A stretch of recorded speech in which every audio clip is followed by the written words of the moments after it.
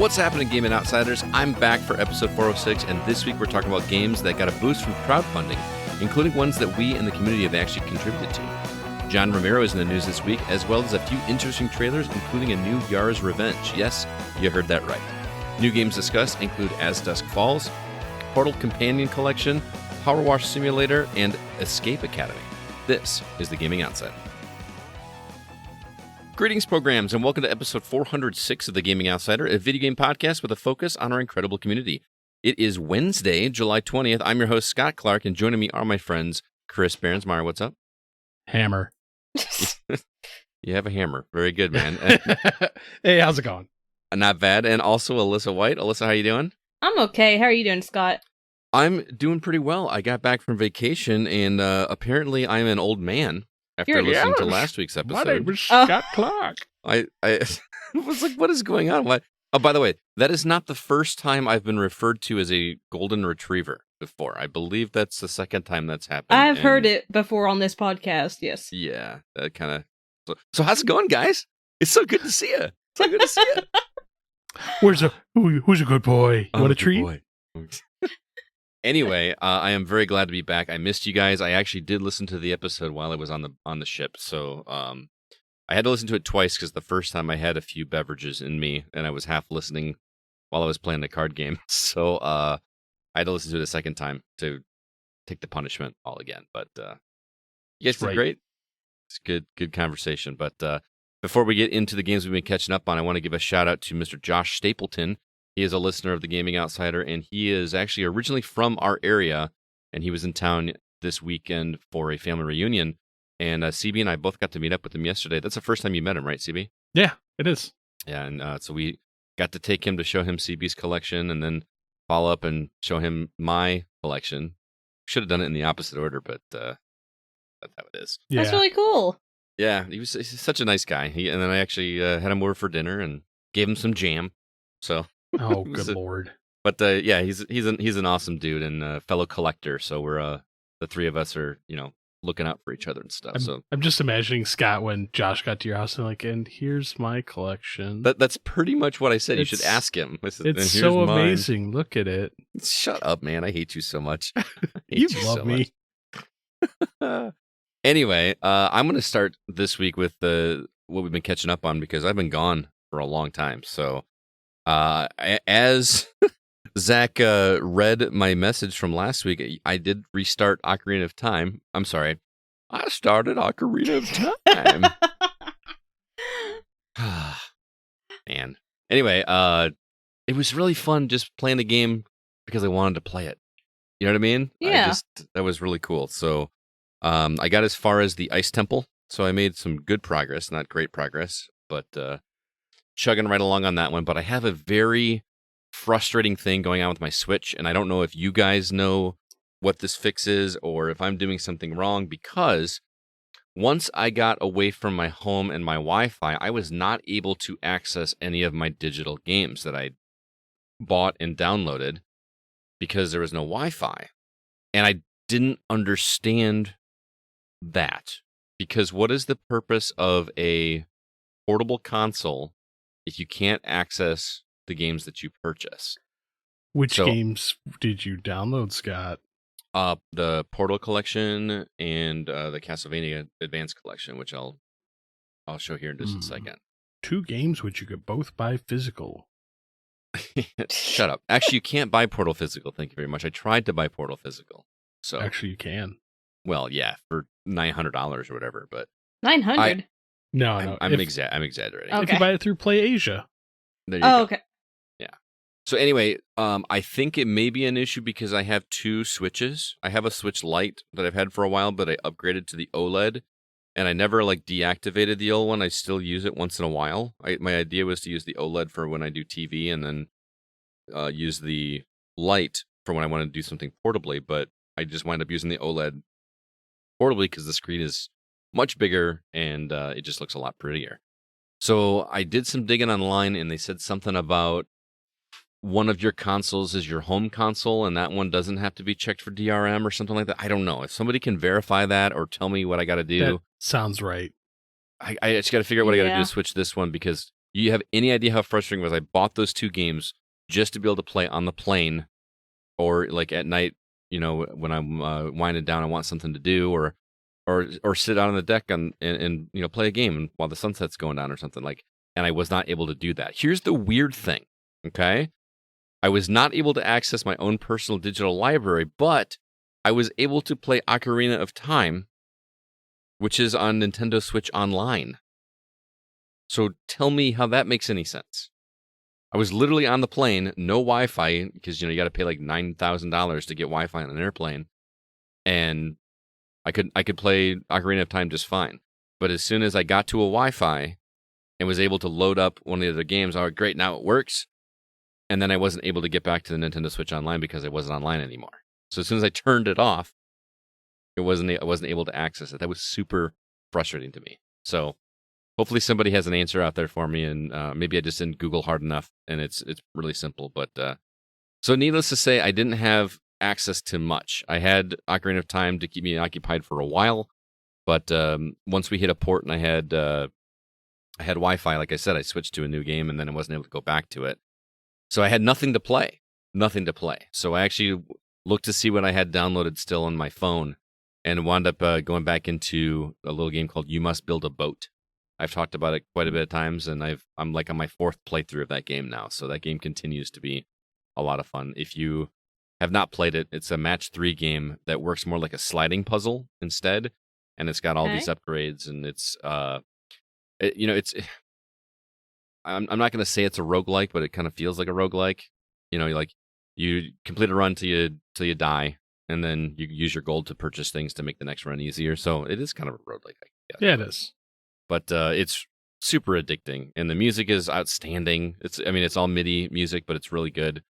I think it's like $2. Like seriously, if you want a new twist on a match 3 game, I highly recommend You Must Build a Boat. There's another one very similar called 10 Million. I've talked about both of them prior to the show, but then the other one I played, finally I didn't get to play it till I got back home, was the Castlevania Advance Collection, which boy, I have never got around to playing the Castlevania games on Game Boy Advance, and these are, well, I started with Aria of Sorrow per Zach's recommendation, and that game is exactly what I want. This is where the Metroidvania name comes from. The map looks just like Metroid, Super Metroid. It's not super difficult at the onset. The bosses are gorgeous. I did not remember the bosses could look that gorgeous on a Game Boy Advance. Like, I'm impressed by the pixel technology, or not technology, but the pixel art in this game. It's super fun. I'm not really far, maybe 2 or 3 hours, but really, really good. And there's all sorts of bonus stuff. The one issue I did have with Castlevania Advance is it took me a half an hour to figure out how to remap the buttons. Because you know how Nintendo is dumb with their buttons? Like, they don't know where B and A go, and everything. So they default the controls to be, I'm going to speak in Xbox controller language just because I don't want to get confused. So imagine playing a Castlevania game where your jump button is the B button and your attack button is the A button. Like imagine playing Dead Cells like that, CB. Like playing Dead Cells where you jump with B, or if you're on a PlayStation, jumping with circle, and then attacking with A or the cross button. Remap. Right, but it is so difficult to figure out how to. I don't even know how I accessed the reconfig thing because there's no menu to do it on the main screen. All I know is I got frustrated. I put it in sleep mode, and when I brought it back on to sleep mode, all of a sudden there was this menu that I'd never seen before, and then it had a re-button layout. And it's one of those frustrating button layouts where you have to select the button and then toggle which thing you want it to be instead of giving you what you want it to be and then pressing the button that you want it to become. Does that make sense? That's like such an easier way to do it. Yeah.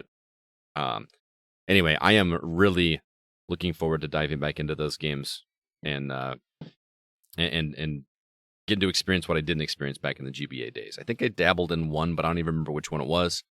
But the story sounds really cool, and I'm digging it. So yeah, Castlevania Advance Collection. Alyssa, what about you? Anything? I have been playing one game, but I'll be discussing that later when we talk about games we're reviewing. All right. CB, how about you? Anything you've been catching up on? No, just new stuff. Nice. So no new Oh, stuff wow. this week, and we're just like loaded with new stuff this week. I like it.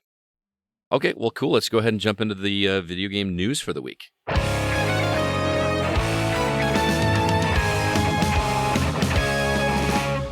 Some new trailers. I know CB is excited about this one, or at least I assume he is. Yar's Revenge Recharged, coming to all platforms. And when I say all platforms, I mean all platforms. I could not find a platform it wasn't on. Bravery and Greed looks like a little interesting roguelike with up to 4 players, coming to Xbox, PlayStation, Switch, and PC. A game called Kingdom the Blood, which somebody in our Discord described it as Ghost of Tsushima with zombies. That's coming to based PC. off a TV show on Is Netflix. it really? Okay. Oh Yeah. yeah. It's a Asian TV show, isn't it? Yeah, and I think it's got 5-6 seasons already. Yeah. So that's coming to PC and mobile. And then lastly, we finally have a full trailer for Bayonetta 3, which is coming to Switch officially on October 28th. And in other news, LEGO is releasing a new build based on the Atari 2600. John CB's Romero. face. I know. John Romero is developing a new game officially. There's a bounty out right now for an insane Halo 2 challenge. And lastly, Xbox is finally getting Discord integration. That was actually news that dropped today. CB, I'm really kind of torn as to which one you're going to want to go with, because there's 2 or 3 heavy hitters there that I think you want to talk about, but I'm going to let you pick first. I just want to talk about them all. Okay. So, well, first pick off, one. Legos. Okay. I knew by his Legos, face. bro. Yeah. I mean, come on. Did you need to ask? Yeah, tell everybody what's in it, because this thing looks really cool. Oh, mwah, chef's kiss. So available August 1st. This is the Atari 2600 being redone for Legos. It's the 50th anniversary. It will retail, unfortunately, for $239.99. How much was the NES one? $199.99. So they're just keep bumping it up. There is less.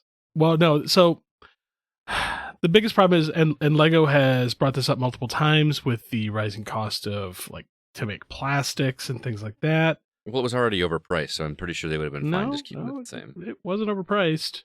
Now it's getting there. Yeah.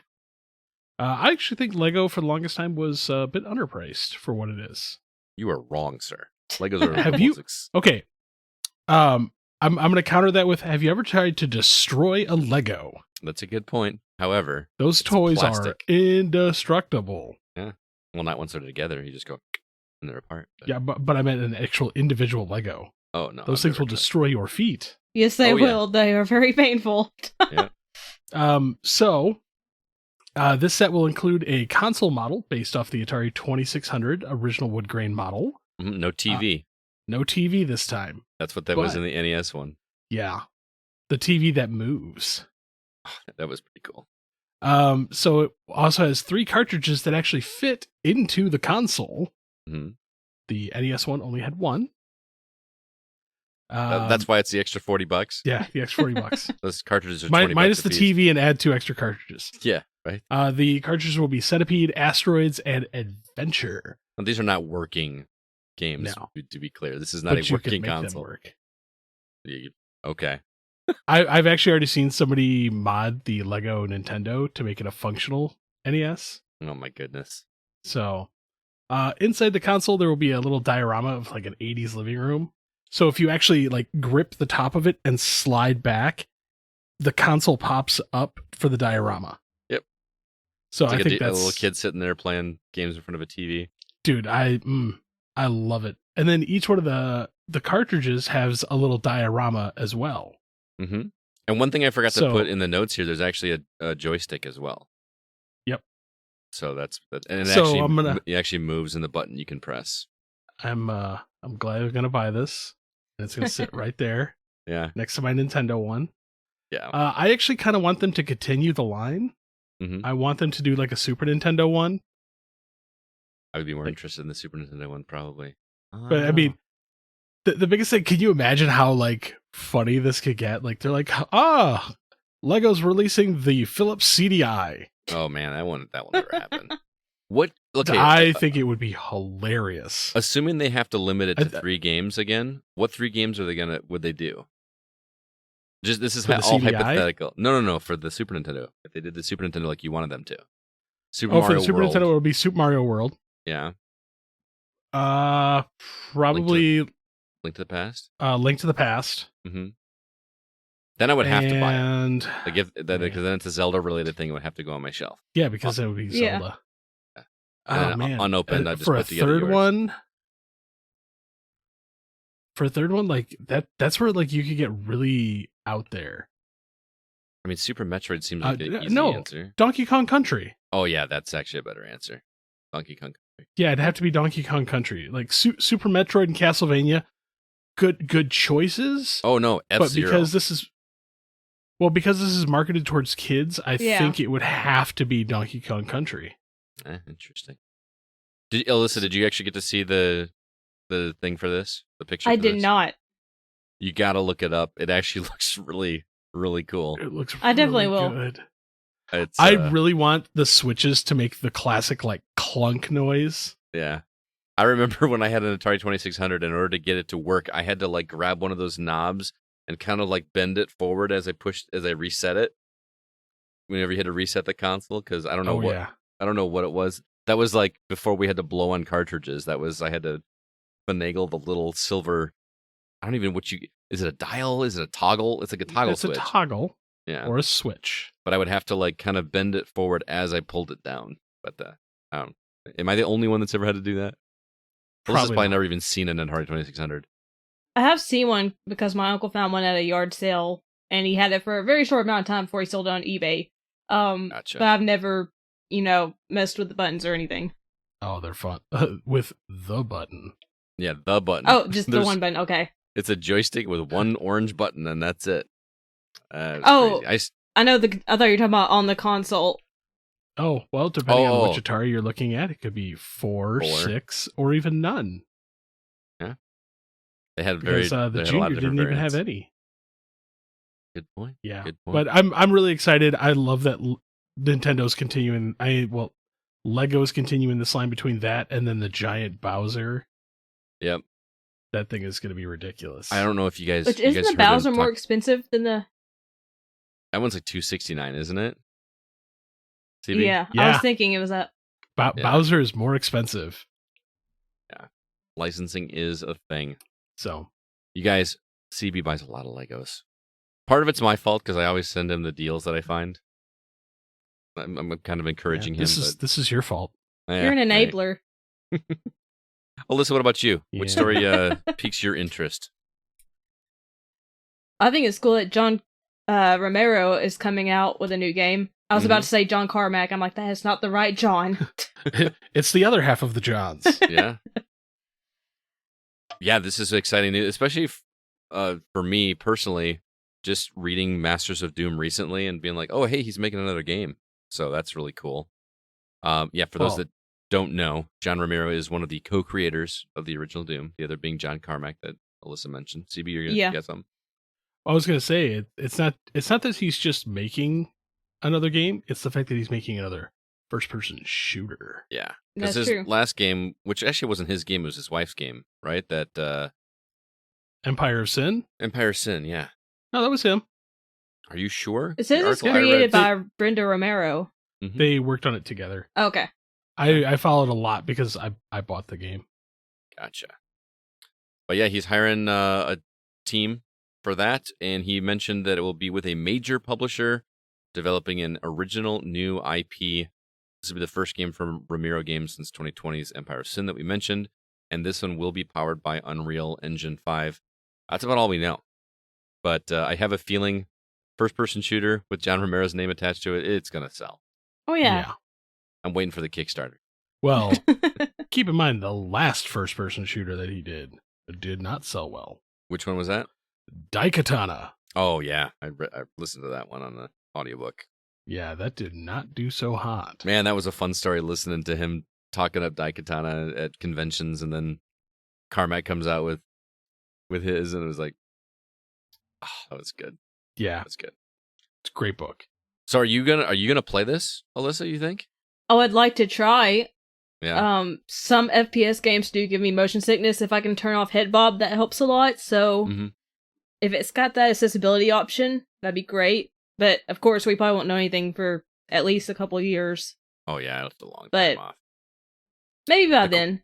My question is this going to be a PC game or is it going to be console as well? I think it'll be console and PC because I would think so as well. he's starting to see a resurgence, especially with like the Doom games, Empire of Sin. They've all been on console now. Mm-hmm. And That's true. At this point in time, console and PC games are not that far apart from each other. In terms of availability, like Well, just cross-platform? being able to make a game. Oh, I see. I thought you were going to say like graphics-wise and stuff. As we're going to get some emails. PC still wins that battle Okay. for now. Wanted to clarify that before I got some angry emails. But it is getting closer and closer to we're essentially just playing on PCs. Pretty I mean, much. eventually we're going to be playing on a server that's out in wherever, and we're going to stream it, right? Oh yeah. That's you can play on your TV now. Yeah. I'm really interested in this Xbox getting Discord integration because that's something that I have been clamoring for a while. Because we have done community game nights in the past, and it was always frustrating because we had to use Discord in order to be able to talk, and using your phone is not super convenient. You know what I mean? Because if you want to use headset, you all have to. At least what I do is I have my one ear over my headset for my gameplay, and then one with my earbud, for the chat with everybody, and that's just not a cool way to do it. But according to the article I read, we will be able to access Discord from the parties and chat section of the Xbox guide and connect our accounts. That began today as of this recording for Xbox Insiders, which CB, you are an insider, right? Yeah. And then it will come later for everybody else. Now, somebody on our Discord actually posted an article from Forbes, or a screenshot of an article from Forbes that says, and I quote, "The catch here is that this is not a dedicated app and will sling through your phone and use an interface on Xbox itself. It will work, but it is a lot of steps and a little janky sounding." Now, when he says it's a little janky sounding, that I hear that, and that means this guy has not used it. So I kind of take that with a grain of salt. But Yeah. I don't know. We'll have to wait and see. Maybe CB, you can report on that next week because you can obviously try. I will let you know. Yeah, but that's exciting because it would be so nice just to have Discord right on your Xbox. I know it's not going to be a dedicated app, but I mean, if you think about it, it's not a dedicated app for Xbox chat, right? No. You have to go to the menu and select chat. So as long as there's like a Discord option for that, and I can actually link to our Discord server and hop into a group and tell everybody to meet us in that group. That sounds awesome to me. I can't say that's how it works. I don't know, but yeah, I'm just curious to see how it's going to be integrated. Just it gets me worried because how many times have you played a game where there's the in-game chat and then there's the Xbox chat and they try to override each other? That, or you have to choose which one. Now there's going to be a third option, so you're going to have people that aren't super tech savvy, that are not knowing which one to go into. Hyper echo. Oh man. That's enough. I feel like Zach is going to shoot me if I don't mention Bayonetta 3 because he's super stoked for that, right? I am as well. Like that trailer was gorgeous, and I've loved both of the previous games. I've not played Bayonetta 2. I believe that was a Switch exclusive, right? Oh, and this is it was a Wii U exclusive. Wii U exclusive, but it is on Switch now. Switch. Yeah, which I would highly recommend it. It is wonderful. Okay, I struggled with the first one. Wonderfully weird. It is weird, yeah, but it's weird in a good way.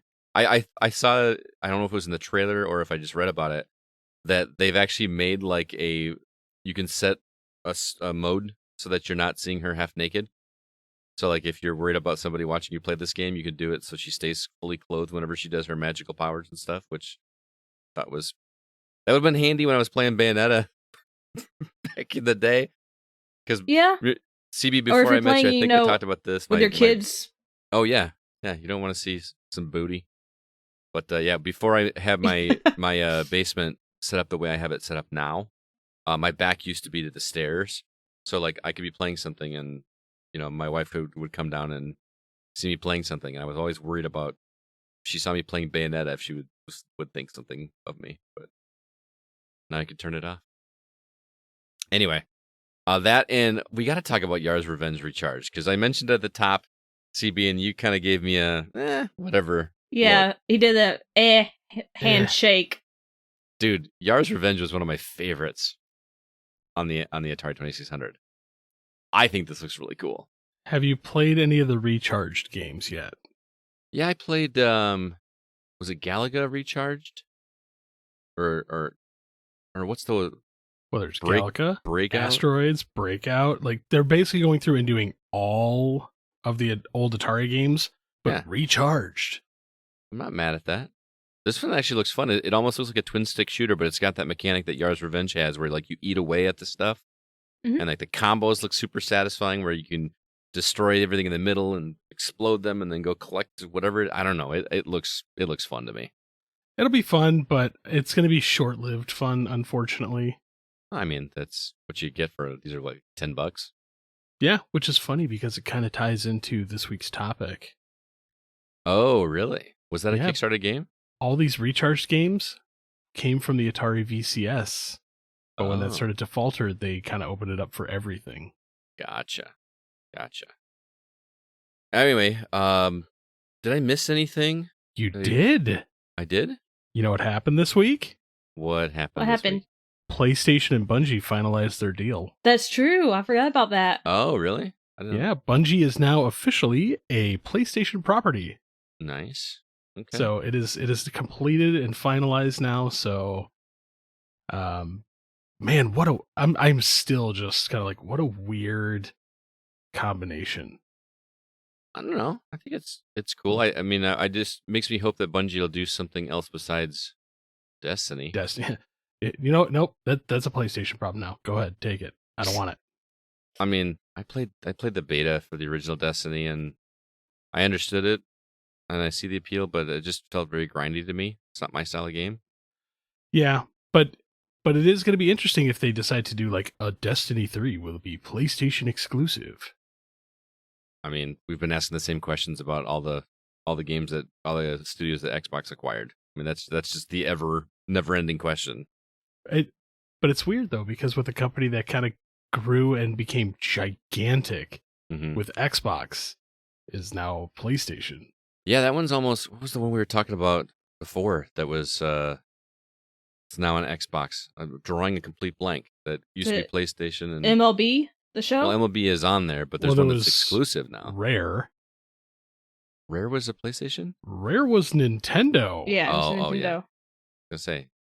Yeah, but I still like almost don't consider Nintendo and Microsoft or Nintendo and Sony like, I don't know, rivals. I mean, they're competing for money, but I feel like there's a lot of it's not a as much different kind of competition. Yeah, but yeah, I'm drawing a blank too at the Sony one. Was it Persona that was coming, or was it a Final Fantasy something? Atlas. Oh, Atlas, yeah. Yeah. But that was just a partner. No, it was Kojima being a partnership deal. Yeah. That's what it was. But it's just a partnership. It's not an official acquisition. Right. And the Xbox Bethesda thing is still not. That's not finalized, but it's originally it was supposed to be finalized. No, Bethesda is. Oh yeah, EA Activision. Blizzard. Yeah, that's still not official. Activision Blizzard, not EA Activision. Ooh. EA Activision. What are you doing, man? Wow. Don't that cross merger. Just when their powers combine, they control everything.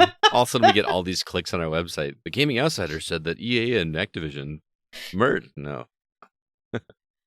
Okay, well, want to remind everybody of our Patreon access that we've got here. If you'd like to help contribute to the show to help offset some of the costs, and actually I'll participate in some of our giveaways as well. Actually, everybody can participate in the giveaways, but get some bonus content. We do some bonus episodes as a way to say thank you for helping us pay for all the things that we have to pay for in order to keep the show running. We've got a $3 tier, which will get you one bonus episode, and a $5 tier, which will get you 2 bonus episodes. CB, I know nothing's changed since last week, but can you remind everybody what is available right now?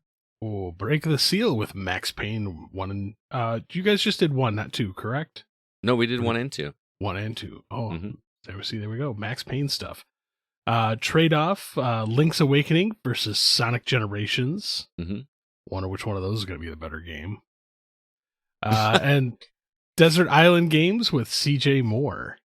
All right, those are upcoming. Also, we've got, if you subscribe today, you get access to every other episode. And actually, I haven't even told you guys this, but Christina's son, Silas, actually, while I was on vacation, took it upon himself. He came to me and asked me for some help doing some stuff. And so I gave him a task of making a post on our website that actually sends direct links to every Patreon episode organized by category. So we'll have that up for you by the end of the week. Hopefully by the time you hear this episode, that will be up on the website, so you can just kind of, sort by it by category. So all of the games that aren't for us, all of the Retro Outsider episodes, all of the Break the Seals, all of the Desert Island games, all the trade-off episodes or whatever, you just kind of sort through and see them all in one spot instead of having, because I know it's really hard to go back and look at old episodes on Patreon. So we kind of made it easy for you, and we're going to keep that updated on a monthly basis. But if you'd like to sign up, go over to patreon.com/thegocast, and we really appreciate the support if you do. With that, let's go ahead and jump into the new games that we've been playing.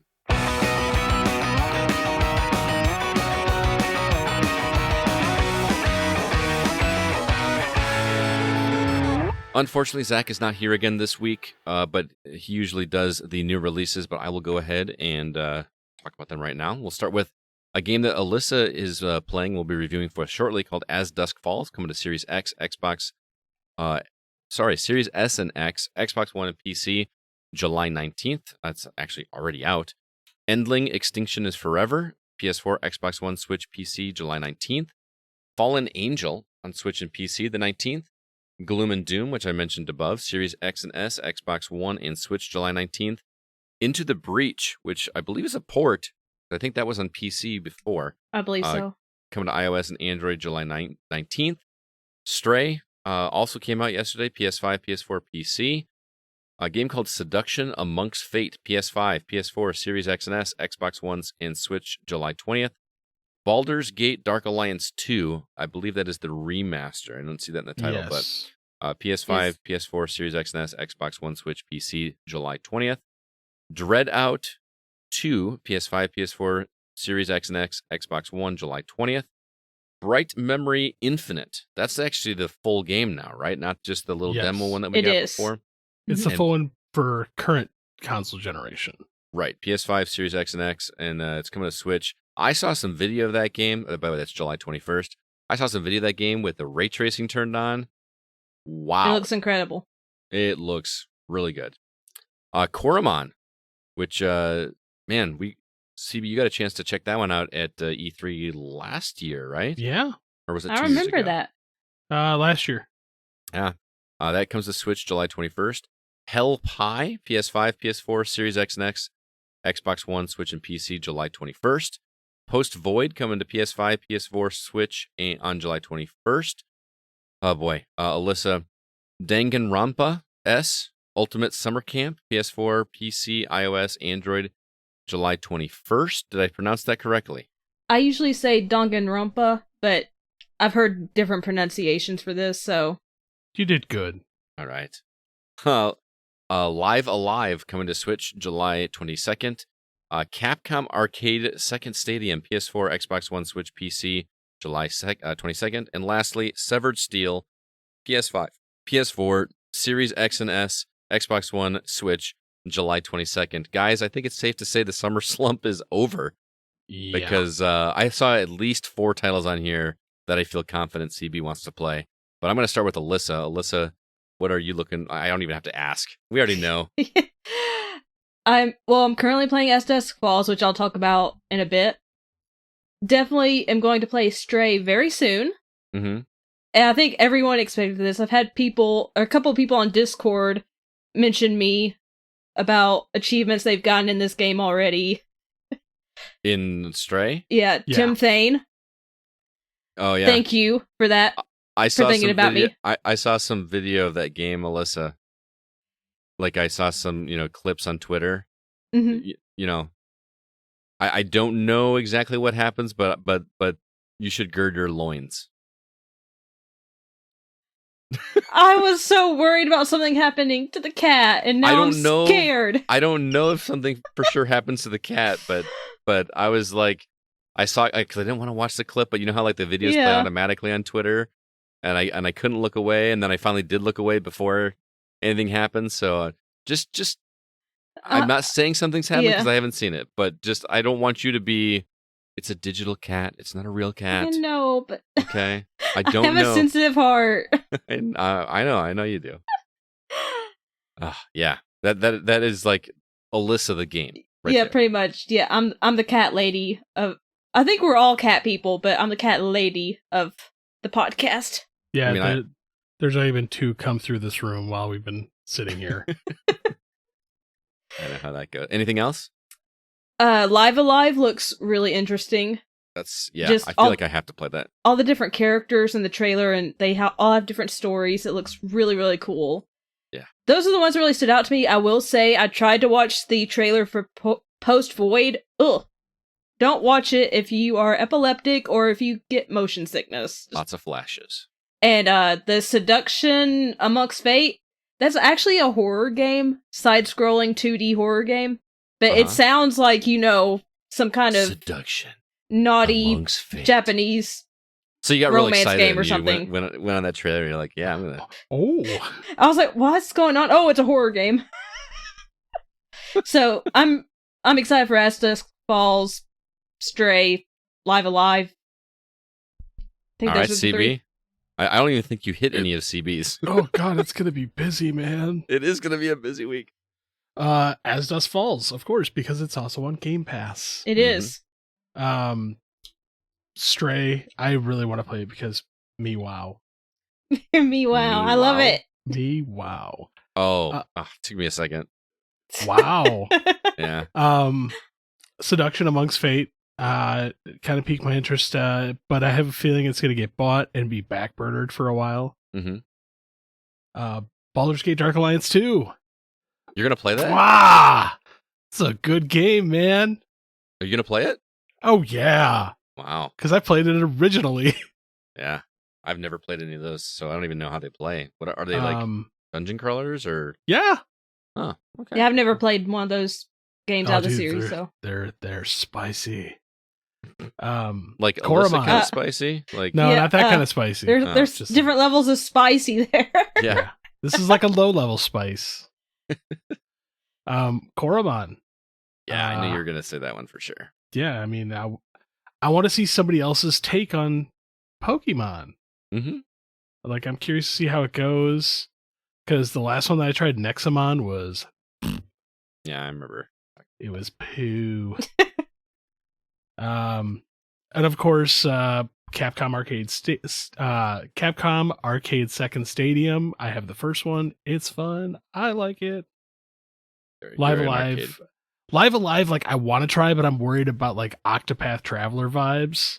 Yeah. Well, I think the Octopath was a later developed game, but this is an actual old Japanese game that is finally getting a US release, so that makes me feel a little more comfortable. Like that makes me even more worried. No, dude, the older games didn't get super grindy like true. But translation issues. Oh yeah, you get some issues. That's no big deal. And then of course I've bought every Danganronpa game since like you have? The beginning. Yeah, I have them all. I've never played them. I had no idea. I've played the first 2. I've not played 3, which had Danganronpa S as a add-on to it, I believe. Isn't that where like you go into school with a teddy bear as the principal or something like that? Monokuma, yeah. I heard that and I was like, I'm good. It's actually really interesting. You're solving murders and it's kind of like Squid Game, but before Squid Game, but also not. I don't. If you like Squid Game, I would say check it out. Yeah, that's why like I recently like found my PS Vita charger so I can start playing through the series because I don't want to play. I don't want to have to dig out a PS4 to play these. Mm-hmm. But unfortunately, this will not make it to Vita because Vita's gone. Yeah, it's true. Well, let's go ahead and jump into the new games. Alyssa, you've been actually playing As Dusk Falls, which you reached out to me and said, "Hey, can I review this one?" And I was like, "Of course, go for it." You hardly ever reach out and request.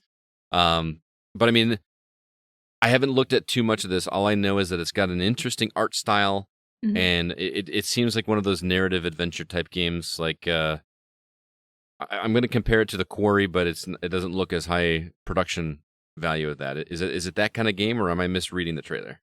I haven't played The Quarry yet, so I don't know, but it's a very interesting game, and it's fantastic so far. This is made by some former team members from Quantic Dream. Okay. So it does incorporate some QTEs, but nothing too strenuous. You're not doing like heavy rain style stuff.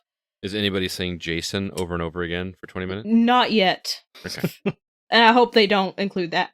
It starts off the story. It is kind of like a visual novel. You're not moving the characters or anything of that nature. Your kind of game. It is my kind of game. The story starts with this man and his family in their car driving to Arizona. Another car a truck actually hits them. And then the story goes to another path to the people in the truck that hit them. And they're two separate stories at first, but they converge. I don't want to say anything about the story because you need to experience it. I'm 2 chapters in. I believe there's 6 chapters total. And the story is just, it's heavy. It can be heavy, and it does have a warning screen before you start saying it contains, there's gun violence, family conflict, mental health, other things are mentioned before you start playing. But it's so interesting, and your choices do matter, and the way you decide to do things will completely change your story. So I'm really interested to go back after I finish and choose different paths to see what happens, because I've already had some stuff happen that I thought I was making the right choice, and it was not the right choice, and I paid for it. Yeah, that sounds like a Quantic Dream game to me. It feels a lot like it. I think you've got certain subcategories of games that you like, Alyssa. Obviously, you like the dating sims. You like the full motion video games. But then there are subcategories of games that you like to review for us that include games that have a graphic content warning or something at the beginning. Yeah, I've noticed that. Like so many times you come on here and you say, "Oh, this game has a trigger warning, so like if you have this issue, you may want to avoid the game." You just like go to those games that you're like drawn to them for some reason.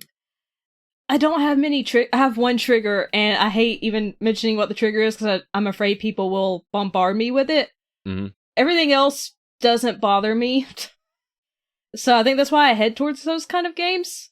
Mm-hmm. But the story in this is so good, and I'm just really curious to see where it goes and what other decisions I would have made, how the story would have went.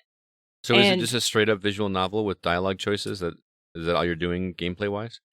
You make dialogue choices. Sometimes you can interact with objects in the environment, but you have a very limited time. You can maybe choose 2 or 3 out of several, and that's it.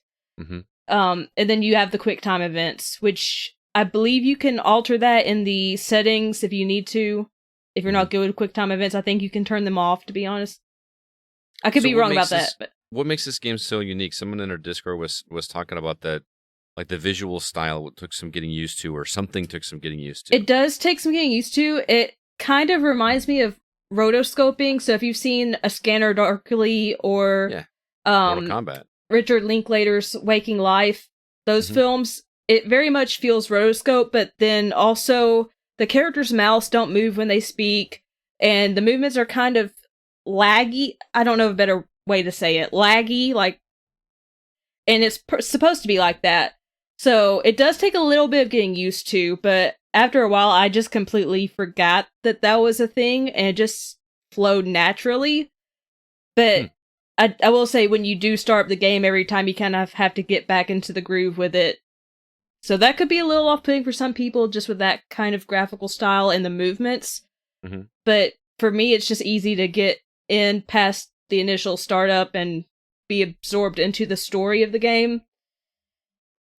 Gotcha. I think it was Cy Quinones that talked about the art style, but he said he's really digging it as well. So as Dusk Falls, is it exclusive to Xbox, or are you just playing it there because of I'm just Game playing Pass? it there because of Game I Pass. believe it is exclusive. Is it? Because that was one that was shown at. Oh, I will say, sorry to interrupt, No, but you're good. there is an option where you can, after you, well, I guess after you buy it or you download it off Game Pass, you can play it on your phone afterwards or use your phone as a controller. Oh wow, really? Mm-hmm. I haven't tried that yet, but I think that's a interesting thing you can do. Earn some achievements on my phone. That's what I'm gonna do. Well, thanks for checking that out, Alyssa. I'm looking forward to reading the full review once you've completed. Any idea of its length? I believe I've read that it's about 7 to 8 hours long. I know the 2 chapters I've played have been about an hour and a half each. Mm-hmm. Okay. Sounds good. And yeah, again, that is As Dusk Falls. Well, I'm curious, Scott. Yes, sir. Please tell me why I definitely need to be buying Portal again. Oh, I mean, there's no reason to not ever buy Portal. It's just, Does this one come with cake finally? well, I mean, there technically is cake. It's just a lot. Yeah. There technically is cake, but yeah. No, I picked up the Portal Companion Collection on Switch. Again, planned to play through them while I was on vacation, and did not get a chance to until yesterday. Sat down and played it. The games play great. My only real issue is that the loading times feel longer than they did when I played it on Xbox 360. Which is weird to me because isn't the Switch a superior console? It's supposed to be. Xbox. Ish. I mean, it's close. Probably. I don't know. I don't know specs. You guys know specs better than I do, but I don't know. The loading times mostly only come during when you complete a puzzle, and then you're in that tube that takes you to like an elevator to the next test chamber, or whatever. It'll just the game will freeze and it'll say loading. There's no loading in the background. I know it's like a super minor thing to complain about, but that's my only real gripe with it. Is as far as the additions, there is a developer commentary on the original Portal that makes it really fun to go through and play through again if you've played it multiple times like I have.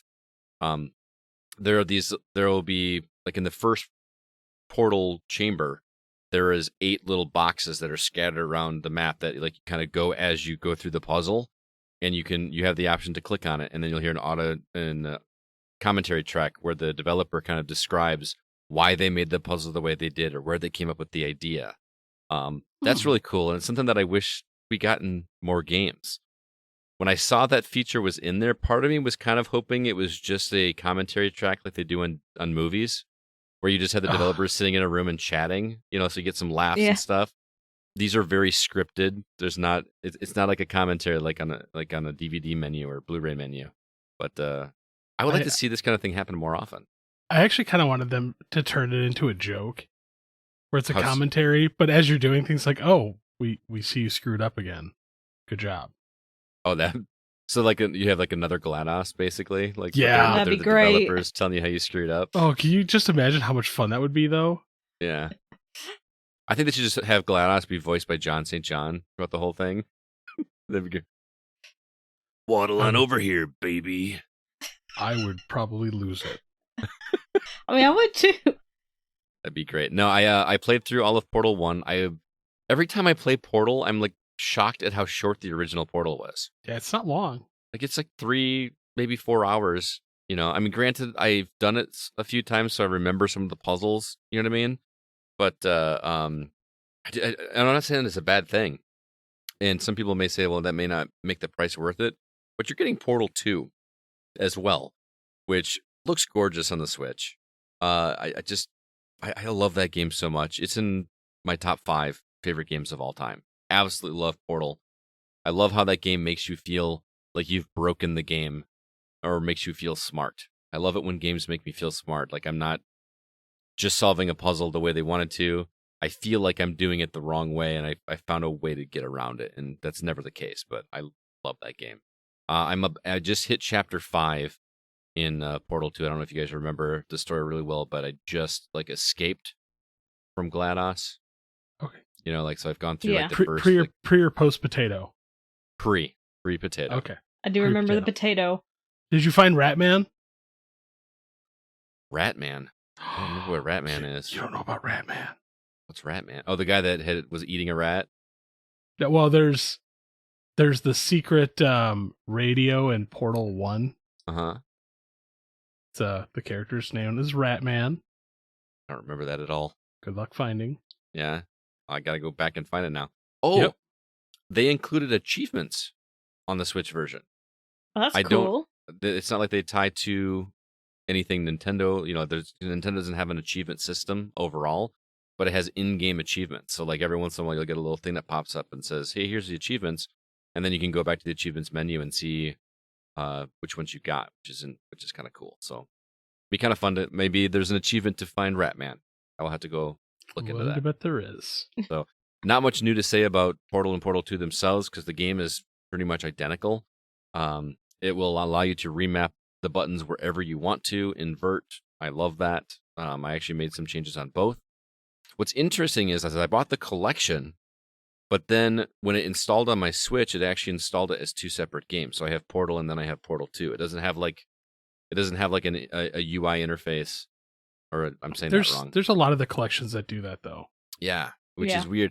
Maybe that's because they want to be able to sell them piecemeal as well. So like maybe down the line somebody wants to buy just Portal 2 or I don't know, or maybe just Portal 1. So you got that option. But cannot recommend. If you've never played Portal, please, dear listeners, do yourself a favor. These games are so clever. And the voice acting in Portal 2 is just some of the best. Comedic timing. The things that GLaDOS says to you. We filled out this form. What was it? We got your test results back. It says you're a horrible person. Oh yeah, that one. We weren't even testing for that. Like just remember that people with guilty consciences are sometimes startled by loud noises. Yeah, there's like a loud train whistle. I actually just hit that part. Oh, I don't know why I just made that noise right now. It's just GLaDOS just like trying to mess with you because she hates you so much because you killed her in the previous. I don't know. It's just between GLaDOS, Wheatley, and Cave Johnson. The whole lemon speech is great. J.K. Simmons does that voice work. And how did they get him to do that? I don't know. I didn't realize he did that. Yeah. Oh yeah, but on top of so for those out there who don't want to play through Portal, some of the jokes don't hit as hard, but you can go on YouTube, and they've actually taken every Cave Johnson clip and pieced them together. Yeah, and it's over an hour and a half long. That'd be a bit much because it's fun. Like you remember how Zach and I always talk about like how we miss games where like you play for a while and then you're rewarded with like a cutscene. This game rewards you with dialogue. Like you get through a puzzle and then you're entertained while you're going to the elevator, riding up the elevator with like some dialogue. Or I just love it so much. And the music in Portal 2 is just so. I don't know how music can be both creepy and aesthetically pleasing at the same time. You know what I mean? Like soothing. That's a better way to say it. It's creepy and soothing, which doesn't make any sense, but it's so really good. So Portal Companion Collection, again, if you've never played Portal, you need to remember that $20 for both games. Look at it like 15 for Portal 2 and 5 for Portal 1 if you want to look at it at length. But and for all those listeners out there, you can send me all the companion cubes you want. Yes, companion cubes. If you find companion cubes, I need them. You try to get a collection of companion cubes? Every time I try to find one, like there was a store here in town that had them, and when I went, sold out. Yeah, they're I need popular. I need a companion cube in my life. Oh, you don't even have one? I don't have one, man. I need a companion cube in my life. I mean, you've got real friends too, man. Lies. But the they go on companion cruises. cubes. Oh, the wow. Companion cubes just are. They're just so cuddly. I know. What's funny is like because you know how you have to destroy the companion cube in that one level in Portal 1? Like back when I did it. Yeah, back when I first played it, I was like, oh, do I really have to? Like, I don't want to do that. And this time I'm just like barreling through the game. I just dropped it right in. It's just Sad. That's pretty funny. I love those games so much. Okay, CB, you got me hooked on one game I thought I would never get hooked on. So, am I gonna get hooked on Power Wash Simulator? Oh, yes. You thought House Flipper was great. Let me introduce you to Power Wash Simulator. Yeah, you sold me on House Flipper last week, and after the little bit I talked to you about Power Wash Simulator when we were in person, I have to play this game. Okay, I don't know who's making these simulator games because they're making one for like everything under the I sun. know. Yeah, just go actually mow the lawn, man. Like, No, why would I do Games that? were fun. So, Power Wash Simulator, guess what, folks? You start a power wash business, I like it. and it sounds dumb. No, it but- does not, because power washing is my absolute favorite chore in the world to do when I get to do it. This makes me want to go out and buy a power wash. I'm dead serious, man. They should have gotten like this game sponsored by Black & Decker or something. I don't know who makes power washers. I will tell you though, this game is not accurate in any way, shape, or form. What do you mean Because not I know accurate? for a fact that power washers, like some of the ones that you're using in this, would strip the paint off of a car. Oh, yeah. They actually have like Nope. real ones? Oh yeah. Oh, so it's like with lawn mowing simulator where they actually have the real mowers? Well, there's like the light duty, the medium duty, the heavy duty, and then the pro model.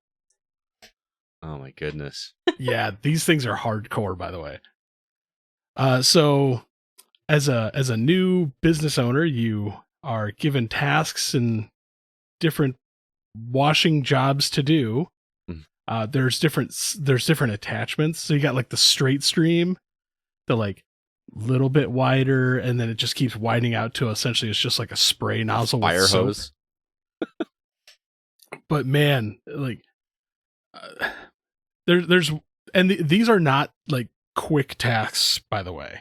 Okay, so you're not just like doing just a deck or something. You're doing like No, okay. like a whole house, like exterior, like the foundation, the house, like under the easements, the gutters, the roof, the chimney, like the entire fence around the house. I don't know why, dude, but I'm getting tingles just hearing you talk about it. Like this. I need to.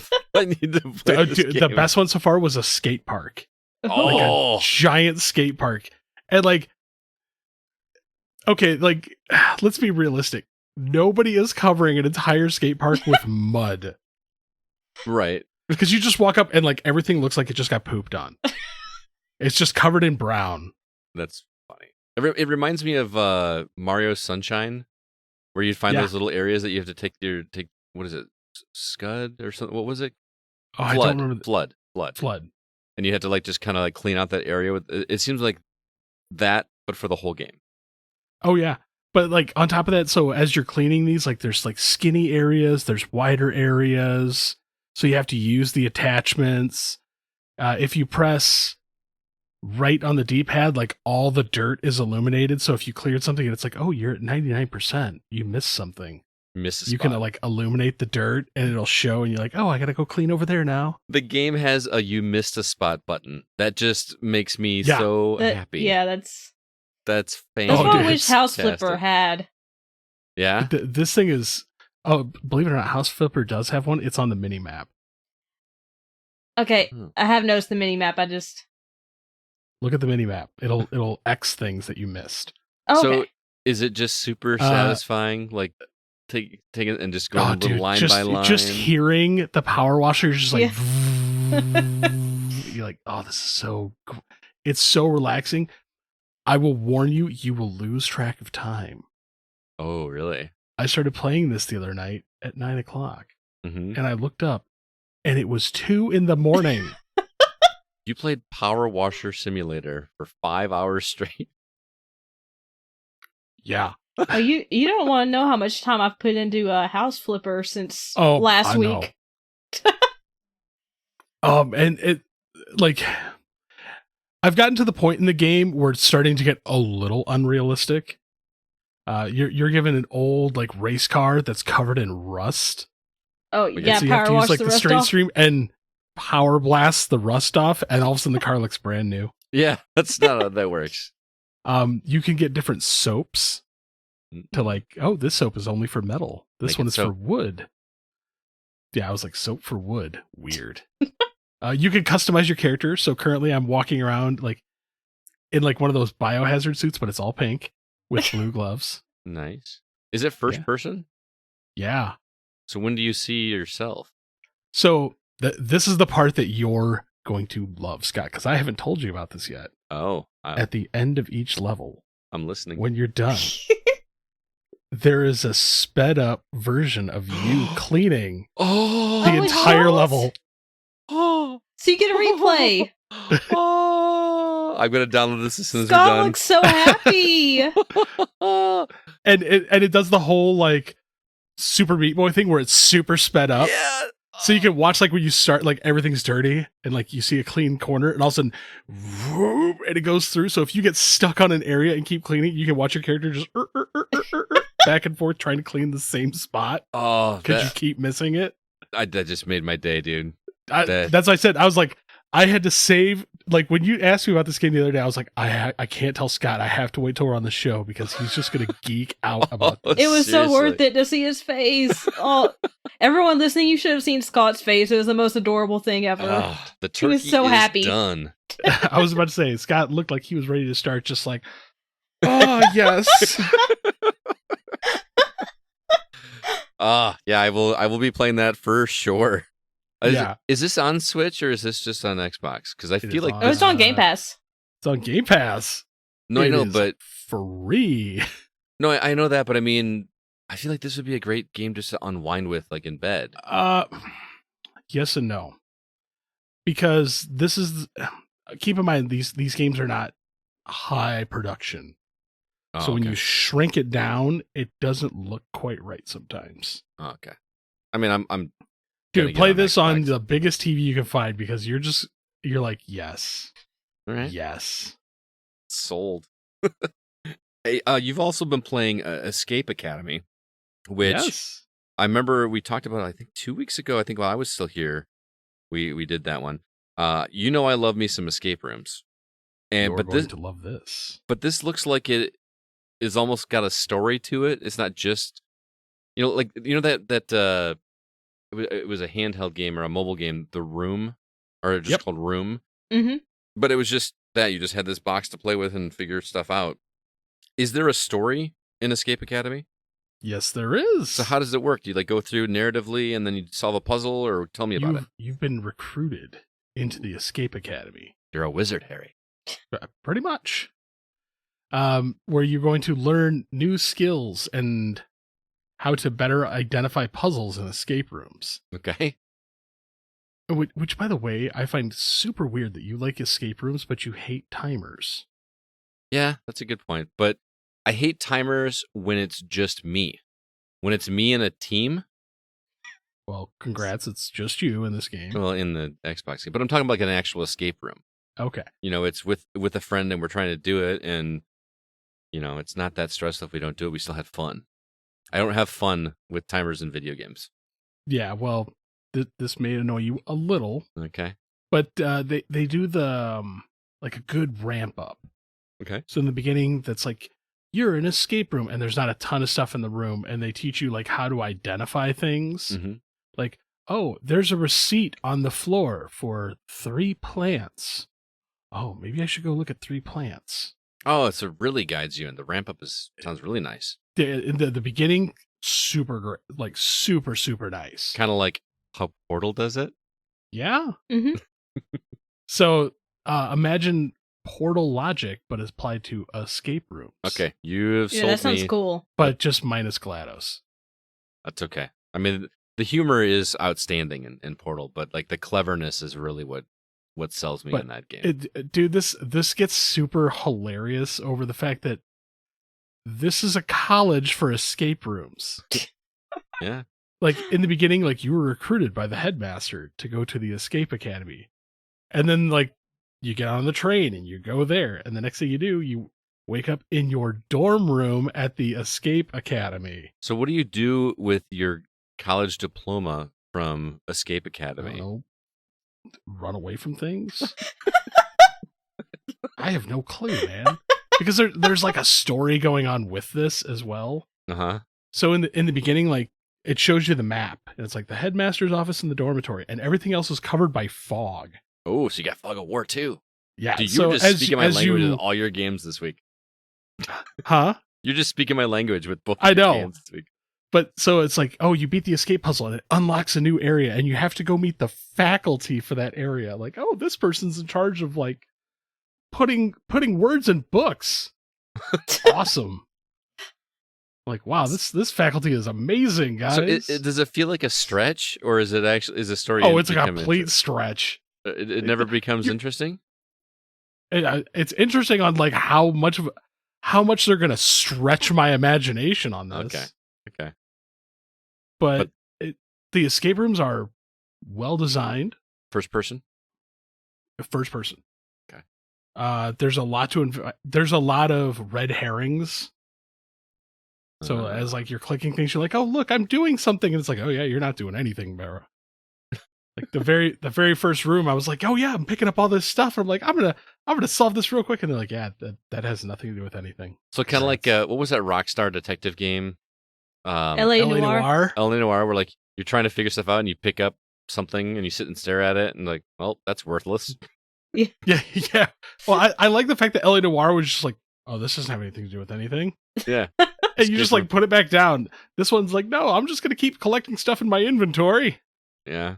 So it almost sounds like a point and click adventure to some degree, because you got to like figure out what you got to combine with what. And yeah, but it's super well designed for what it is. Mm-hmm. But yeah, I'm having fun with it, man. Like you will like this too. I got a lot of games to catch up on. Even though it's Portal, man. Portal, yes, but Portal will always be there. I know. You today, as soon as we get done, Power Wash Simulator. Yeah. Trust me on this. I've also got. You'll be a happy boy. I know I will. So, Escape Academy sounds pretty interesting, man. And thank you for checking that out too. I'm sure I'll play it this week. All right. Before we move on to the topic, we would like to remind everybody about our social media outlets, or ways that you can follow the Gaming Outsider. First off, facebook.com/groups/the GoCast. We've got really good community over there, and I try to keep that updated with as much as I can in terms of news and fun topics and discussion, so head over there. Also, our Discord is still live and thriving. You can find the link to that in the show notes for this very episode. We'd love it if you joined over there. It's also where we do meetups when we do community game nights. Also, if you could review our podcast wherever you listen, we would appreciate it. And lastly, check out our website, thegamingoutsider.com. There you will find all of our written content, as well as every episode, if you want to go back and look through the backlog and see what else there is to check out. We will have, by the time you hear this episode, we'll have up a review for Police Autobahn Simulator 3. Did I say that right, Alyssa? Yes. All right, that came from Sean, is reviewed that for us, so you can check that out on the website. The website is thegamingoutsider.com, and we'd love it if you come and checked it out. And check out all the Patreon episodes that are going to be linked to the site as well. I will get that on social media in the near future as well. And CB, we're going to be we're working on something else in the future that we talked about last night. We want to do a little, all the games. CB has a project that we may be starting working on to have a place. Well, we'll talk about it later. I don't want to promise it if we don't know if we could do it, but it might be a good resource for some people out there. But let's go ahead and jump into our From the Outside In topic.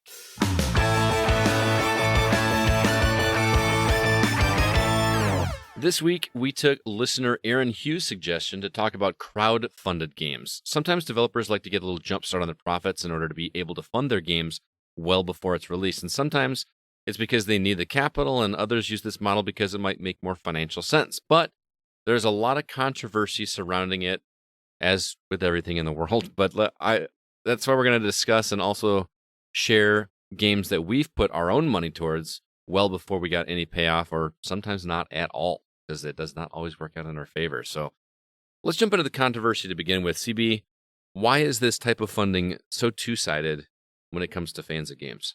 Because it's crap. Oh, all right. That's how you really feel. Why is it crap? So there's no protection for you, the consumer. Mm-hmm. So granted, okay, even though I've said that, I love crowdfunding crowdfunding. I was gonna say it's crap, but I think you told us before we started recording you have a list of like 12 things that you. Shh, quiet. That's okay. All right. Be silent. No, so I like the idea behind crowdfunding. I hate the fact that there's not protection behind crowdfunding. Because crowdfunding can go one of two ways. It can get, well, three ways. They set a goal. The goal doesn't get met. Nobody gets charged. Yep. That's like congrats, move on with your life. Mhm. The goal is met. And the game gets made. Congrats, everyone is happy. Or the goal gets met and people run away with the money. Yep. And one person is happy. Yeah, right. So, yeah, unfortunately, it has gotten better over the years. Like, Kickstarter does have a lot of things in place to try to make sure things don't go wrong, but there are other crowdfunding platforms like GoFundMe or Indiegogo where they're like, yeah, bro, so you gave him money. That's your problem, not mine. Yeah. GoFundMe to me feels like a charity type thing, though, isn't it? It is, but you can do whatever you want on there. Oh yeah, you could go in and say, "Hey, I want to go travel to Italy, go backpacking in Europe or whatever." Yeah. And I mean, I will admit at one point in time I started my own GoFundMe. oh my goodness. Or to start funding the museum, man. But okay. I can't write a PR thing like you can. So it basically was like, congrats. And I will not be writing you a PR thing. just gonna tell you right now. I just bought a $240 Lego Atari thing. Please give me money so I can do this. Now you're the old man. You will actually admit though, like, I keep business funds separate from everything else. I don't know. My wife never complains. Yes, she does. No, she doesn't. Don't lie to me. I posted that Atari thing on Facebook, and your wife, who I forgot was even in the group, commented and said, "Well, you know, Chris's trigger finger happy is ready," or whatever. Okay. It's not over the funding that she gets mad. It's she's like, there's just more crap in the house. That's true. We brought home a second arcade cabinet for you, and your wife is like, she just looked at you. She's like, really? Will you stop this? I know. She's starting to hate me. I think Kevin's wife is going to start hating me too, because I keep sending him Sonic stuff to buy, and he buys it. I swear these people need to give me a commission, because I'm like, it's just like we send you Zelda stuff all the time. But when's the last time you sent me Zelda something? Well, I mean, to be fair, there's only so much Zelda stuff. Well, I probably see it before you do, to be fair. Usually. Yeah. So, but yeah, we'll get into some stories later. Yes. Because I have some. Alyssa, how do you feel about crowdfunding? Are you... I've never done it just because I've always been nervous that I would lose my money. Mm-hmm. I guess I'm just not trusting of people. Don't know. I just don't want to pledge my money to something and then it's just taken and nothing comes from it. In my opinion, the way you should look at crowdfunding is you should, and this is kind of how I've looked at it from the very first one I ever did. Because yes, spoiler alert, I have done some crowdfunding. Is I look at it as I'm giving a donation because I believe in the project and I want to see it happen. You know what I mean? And I trust whatever they've sold me on with their little video. I want to see this thing made. I'm throwing money at it. I don't expect to get it or anything in return. If I do, it's a bonus. And that's kind of how I recommend people to look at crowdfunding, because that's a good way. Yeah. That really is what it is. You don't have any guarantee. I mean, I've got a story that I will tell where one guy actually did the right thing and actually took care of all of his fans because he did not want to be that guy. Yeah. Well, I fully look at it. Like, I like what you said, Scott. Like, I'm essentially helping fund someone else's dream. Yeah. And if I get something out of it, that's awesome. If not, I'm not going to be super upset. But I also know I'm not in the same financial situation that a lot of people are. And if you're not, then, buy something that you're going to get right on the spot. Yeah. You know what I mean? Don't even pre-order games. I think we've talked about that in the past. Yeah, I don't pre-order games. Back in the day when there was actually limited physical copies, pre-ordering made sense. Yeah. I pre-ordered my copy of Ocarina of Time because I didn't know if I was going to get one on release, and I did not want to go home at Christmas and not have that game to play. Yeah. Because you're literally limited to whatever copies there are. Nowadays, just Amazon. You're helping other people's dreams, but you won't help me write a PR campaign for my dream? How dare you? I'm ashamed. I'm sure Zach will. I mean, I'll try. I'll act in the video. How about that? You better pull out the leopard print, man. Yeah. Second, I can have a PR write-off. See who wins. Yeah. Dude, I am for it. So I can sit here and just like judge Zach, be like, gotta pay the winner. I'm okay with that. Reward the winner. I feel like Zach would win. He's a phenomenal writer, so he is a phenomenal writer. I'm very jealous of him. Very jealous. Yeah. But yeah, I feel like where I feel like the Kickstarting, or I keep saying Kickstarting because that's the one that sticks out in my head. I have never used Indiegogo or GoFundMe. I mean, I've donated to GoFundMe for people that like have been in dire need. You know, like they've had a death in the family or something like that. But I have donated to GoFundMe before. Where I feel like sometimes people get critical of companies that do crowdfunding is when they're already a well-off company and already have plenty of capital, and they just use crowdfunding as a way to try to curb some of that. I don't know how I feel about that, and I want to see what you guys think, because I don't know if there's something unethical about it. It just feels funky. Okay. I have my theory on this. It's not so much to curb like the capital for it. It's also a way to gauge whether or not people really want this. That's a good point. Mm-hmm. You know, is this worth us pursuing? Like if they've just got a spark of an idea, or maybe a short little demo or a reel or some, what do you call it, storyboards type stuff. Is this something you guys want and want to gain interest? Well, and that's where I like where they can put limits. Like, we need to reach this goal for us to commit to this project. Mm-hmm. So, I mean, there's been a lot of success stories out there where it's like, yes, like we wanted this, like we hit the goal, and then the company went and invested their own money on top of it.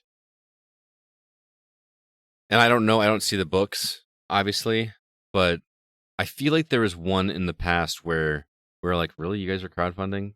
Was it Shenmue? Shenmue 3. Shenmue 3 did get crowdfunded, but that one I feel like was like what CB was saying, like, do people really want this? Because, you know, did they really want it?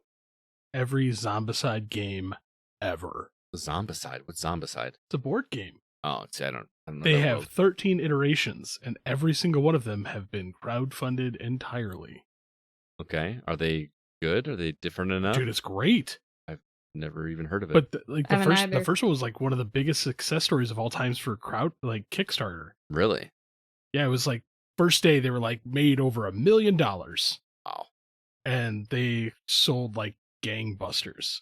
And I do love watching the numbers too. Like after I funded something and just watch, you can actually watch it in real time, add up and add up and add up. See, I think the problem is when companies get too far in the weeds. Like in terms of too many tiers? Every single day we need to have a new reward unlocked for when we meet this goal. There's somewhere I felt like I want communication, but sometimes I felt over communicated. Like I don't need a daily update from you on this, but. So like that board game Hate that I talk about. Mm-hmm. So that game within the first like 8 hours funded. Mm-hmm. And it kept selling like crazy. And they're like, oh, well, we need to keep making more stuff. And so by the end of it, because I pledged the max level. Mm-hmm. So it's like you got the base game and all the unlocked rewards as like every day went on, like every time like, oh, we raised another $50,000, we're adding something else to the game. Mm-hmm. So by the end of it all, I had 10 boxes of things. Oh, so like if they add another tier, you still get the bonus tier? Oh, wow. That's what I'm saying. And they're like, oh yeah, for the first 1,000 people, if you buy in at this level, any additional things that we make for this, you just get. That's cool. Pay any additional money. Some companies do that. And that's why I'm like, some companies just get way too deep in the weeds. And they're like, cool, we have 1,000 people now that we are going to lose money on because we promised all this crap. I mean, total shipping, because I talked to the guy who made that board game, total shipping to ship all the stuff to my house cost more than what I put into the Kickstarter campaign. Man, that's where I almost feel guilty. Where did it ship from? Do you remember? The UK. Oh, yeah, that's why it's so expensive. Oh, yeah, but shipping 10 boxes and the primary base game was £12. Ooh. And it's a box that's like 2.5 feet wide by 2 feet tall. So it was not a small package. Well, that was a DHL package, probably. Yeah, that was a pricey boy. And it probably took a while to get here too. I don't know when, pre-post pandemic. It was pre-pandemic. So when it shipped, it was here like 8 days later. Sometimes works out. Nice. All right. Well, we already know that CB and I have because we've already said it, but I want to know if you guys have participated in any crowdfunding campaigns like Kickstarter or others. I want to hear about your successes and maybe some disappointments. Alyssa, you said you've not participated in any, right? I have not. Okay. So we'll go to CB. CB, you got some success stories, horror stories? I have currently crowdfunded 32 different projects. Like currently they're in the holding pattern or altogether? I have 5 that are in the holding pattern. Okay. That makes me feel a little better. Of the 32 that I have funded, 28 of them have been successful. Okay. That's pretty good success rate. I'm including the current 5 in the successful because they're close enough to the production date, like being finished now. Mm-hmm. But there's been a couple. Slaughterville board game I love. Scott's played it. I have played it. I think that's the first co-op type game I played. It's a co-op horror game. It's a lot of fun. I kickstarted it the first time. Great success. They're doing a sequel, which I crowdfunded to the point that I was going to be a character in the game. Wow. And the co-creators got in a fight, and they disbanded the company. Oh, no. Oh. That one hurt. How much do you mind sharing what you lost? It was triple digits, I'll say that much. Okay. Wow. So that one hurt. There was another one. It was an early Switch game called Island. I remember that. Which I kicked and it went nowhere. Nobody knows. It didn't hit, or nobody knows what happened. The guy literally just like disappeared off the face of the earth. But did it get funded? It got funded. So he took the money and ran. We got updates, and like we all saw like pre-alpha stuff. Like it was just getting ready to go to beta, and then like literally the guy disappeared. So yeah, he just totally scammed everybody. He just put together some storyboards and bright shinies. Give me monies. That's why this kind of stuff can be dangerous. Yeah. So, but of the ones that I've kicked, only I like 4 or 5 of them have been video game related, and they've mostly been Nintendo titles. Mm-hmm. And great success on all. Nice. Especially Wonderful 101. I forgot that was a crowdfunded game. The first release was, because it's been released twice. Mm-hmm. The first release, the Kickstarter edition, came with like additional stuff. It was the first time I'd ever paid for something in yen. Huh, that's interesting. Because when you crowdfund something, it goes off the country of origin. The country of origin. It goes off their monetary, their currency. Off their currency. And at that time, PayPal didn't have it, so you could use different currencies. So I had to go through like a bank. Oh wow! To get yen, to deposit yen into my PayPal account to then pay for it. That's crazy. Yeah, it was weird. Before I get to mine, do you remember what's the earliest kickstarting or crowdfunding game that you remember? For me, Slaughterville.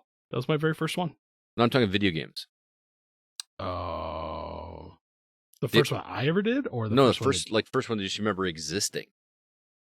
The first one I remember is Broken Age. Yeah, that's the one I remember. I think that was the first time I ever heard about crowdfunding was Broken Age, which was interesting because that's Oh, the dude that did Monkey Island and stuff. Tim Schafer, wasn't it? Tim Schafer's company? Yeah. Uh, For some reason, like Double my brain keeps Fine. saying Double Fine. Double Yeah, Fine. yeah. Actually, it wasn't even Broken Age. It was crowdfunding to start Double Fine Entertainment. Oh, is that what it was? Yeah. It was a dual thing because it was to start Double Fine Entertainment and Broken Age. Oh, okay. I know they had you the. not only Oh, go ahead. yeah, so you were not only funding a game, but you were also funding a studio. That's interesting. What were we going to say, Alyssa? I know they had a certain goal that if they hit it, that during that time they would make a documentary and they hit it, so they made that documentary about the making of Broken Age and Double Fine. Mm-hmm. That's I did not get into it that early. I was still like leery about it up until the first one, which I'll talk about now. And my very first one was a success, and that was the remake, not remaster, but a remake of Amplitude. I wanted another Amplitude because I loved Amplitude on PS2, and that one went through. I got a copy of the game, and I got my name in the credits. That was kind of cool. That's how early it was. It wasn't like millions of people, or hundreds of thousands of people doing it. There was, it took a while. There's still quite a bit, but I enjoyed Amplitude a ton. I still like to go back and play that game. I wonder if that one converted to PS5. I can't remember. But also, one of my only real negative one was hand-drawn game guides. If you remember the guy that made those guides where it was like his own art that he did like based on Zelda and Contra and it's the other one I'm missing. Zelda, Contra, Ninja Gaiden. And this is these gorgeous. They look like something that a kid would have drawn at his desk while he was in school, like doodling. But it was really, really well done, and he had all the maps. I actually got a physical copy of it that I bought before he did the Kickstarter campaign. And he did the Kickstarter campaign, it got funded, and then we don't know specifics, but basically there was legal issues with Nintendo. And, I remember that, yeah.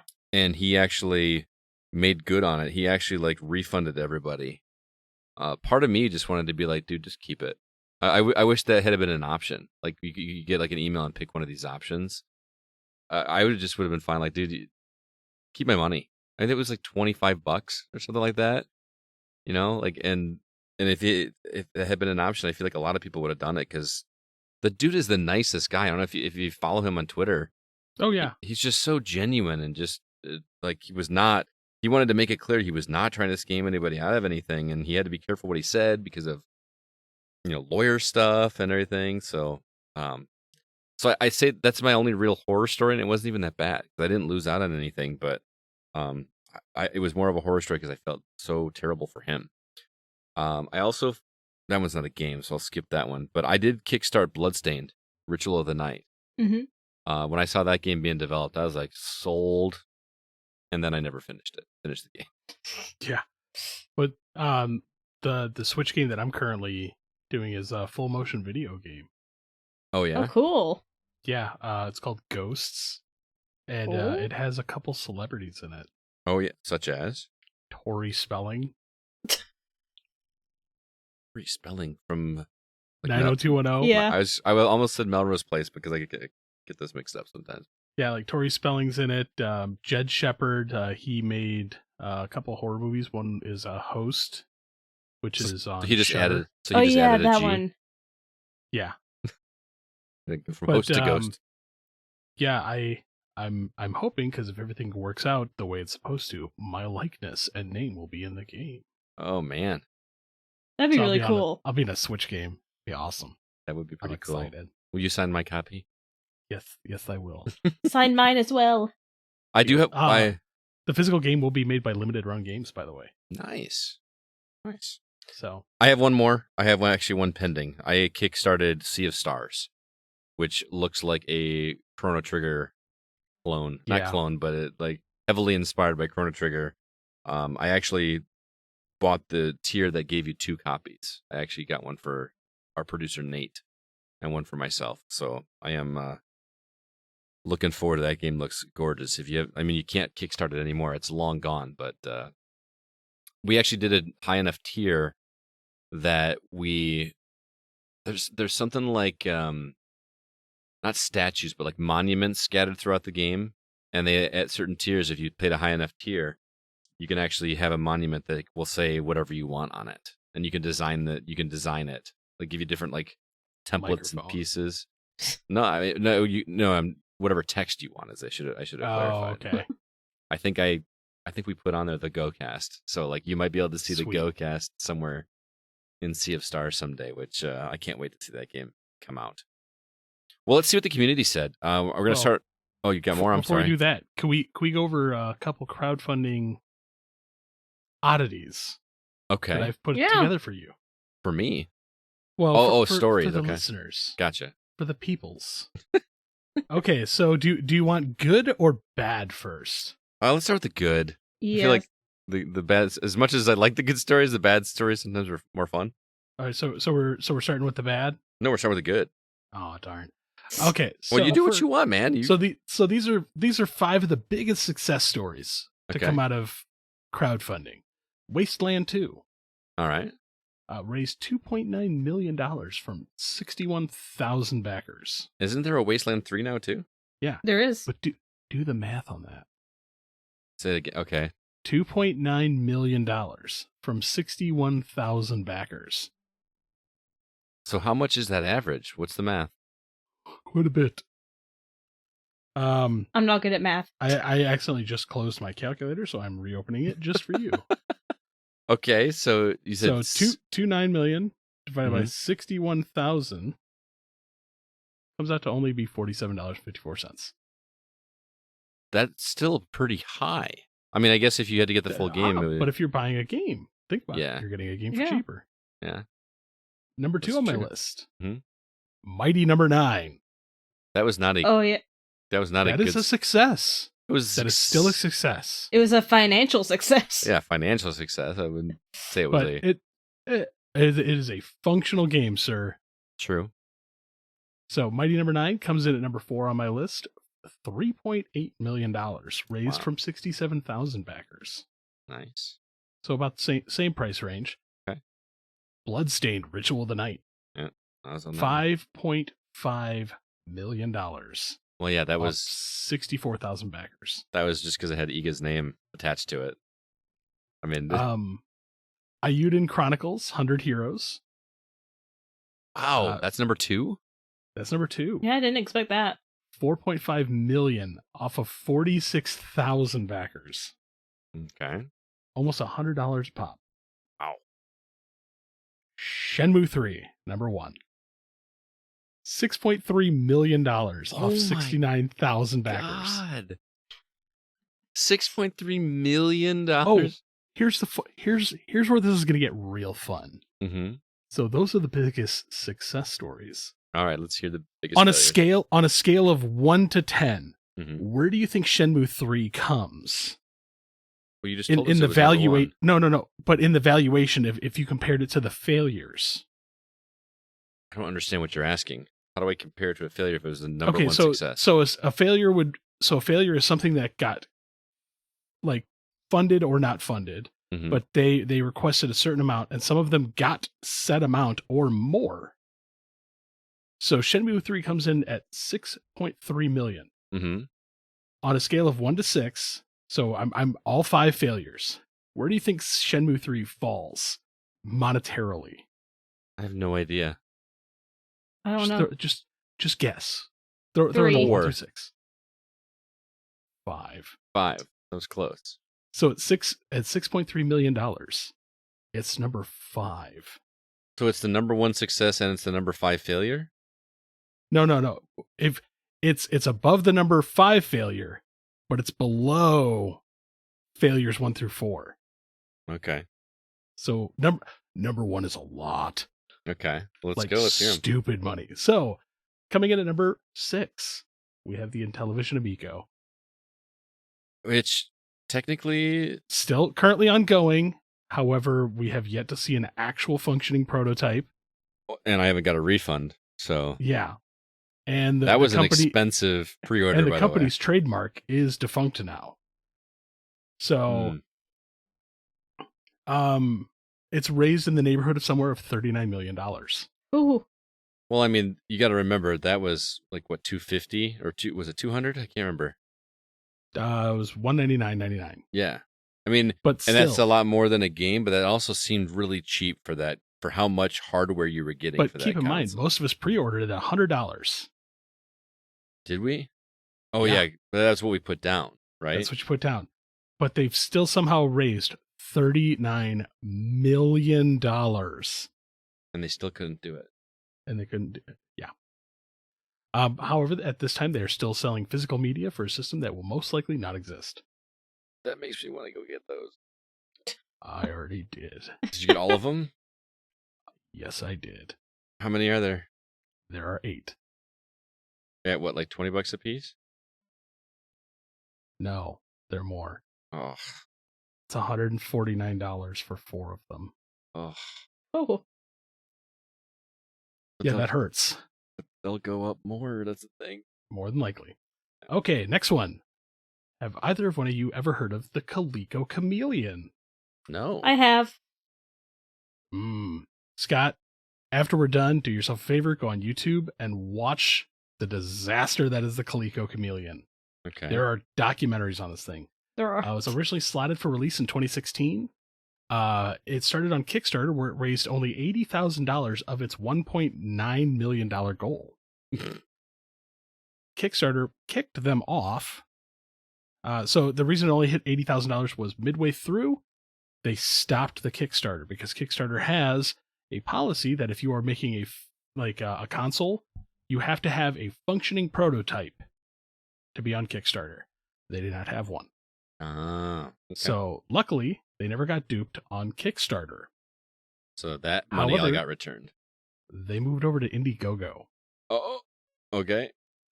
And they upped the price by double. Okay. Hilariously, luckily for the most part, from what I've been able to ascertain, everybody did get their money back. But they showed up at a toy show to show off their prototype, which was a Super Nintendo inside an Atari Jaguar shell. Seriously? Seriously. And Mike Kennedy, the owner of Coleco Entertainment, said that the company employee promised him that this was what it was supposed to be and sent him to the toy show with this, stating, "Please do not open this," which by the way, the entire thing was electrical tape shut. You gotta be kidding me. And the controllers for this thing, by the way, were third-party Wii U controllers repainted.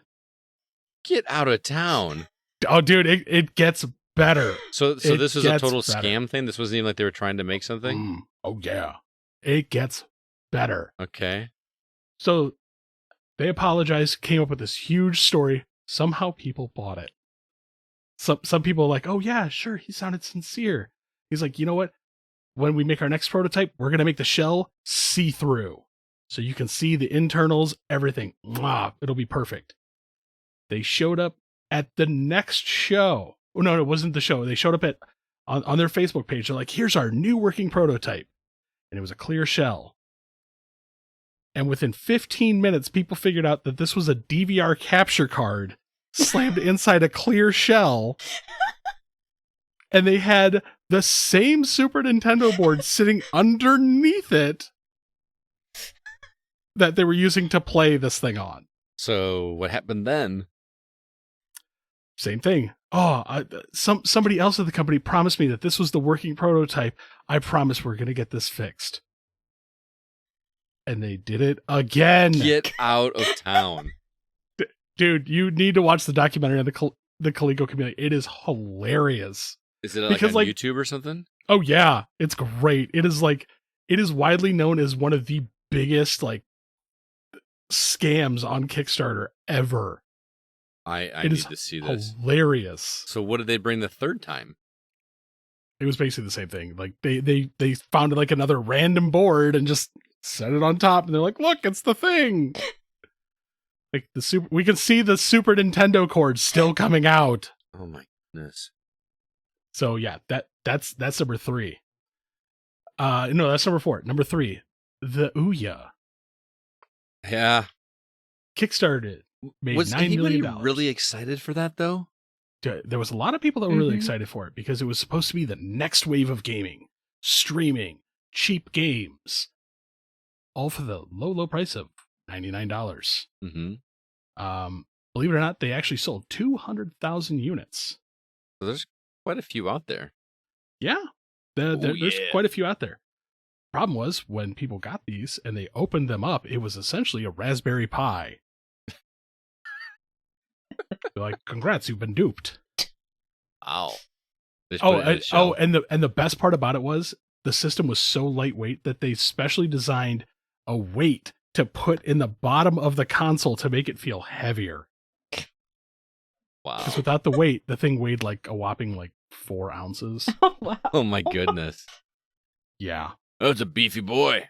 The lady who originally made the console, her very last tweet from the company was, "The Ouya was a chance of a lifetime. I'm now off to find the next." And what did she do? I have no idea. Huh. Disappeared into the wind with my dollars, because I have one. Yeah, but it's a collector's Sad. item still. Yeah, mine's still brand new in the box. Nice. Dude, games so are meant to moving be over- played. So those were 3 consoles. Okay. Let's get into the last 2 are actually games. All right. First is a game called Clang. With a K, Th- right? This was the number 5. This is the lowest one. It's a game called Clang. They raised over $500,000 Mm-hmm. off 9,000 backers. This was originally supposed to be a mocapped fighting game back in 2013, where they wanted to take different fighting styles, mocap the people, and then have them face off. So you could have a samurai versus a ninja, or a samurai versus a medieval swordsman. Was this Plain Clang with a simple, K? No, with a C. It was a C, okay. Clang apostrophe, Clang exclamation mark. So Clang. No, I got it. Haha. Simply this is just unfortunate over the fact that they just simply ran out of money. Mm-hmm. Because when you want to mocap everything, it costs money. Right. And $500,000 ain't gonna get you there. So let's get to the number 1. You look so excited to tell this, So- whatever this is. My jaw dropped when I read this. I mean, you're really going to have to be, it's going to be really good to surpass the Coleco Chameleon story you just told me. oh yeah. Okay. Have you ever heard of a game called Star Citizen? Yes. Yes. Is that one still going? It's still in development. I Yep. feel like that was 8 or 9 years ago. The project started originally in 2011. Oh, so it's been 11 years. years ago. Yeah. Some elements of play have been active since 2015. There's a small chunk of the game that you can play.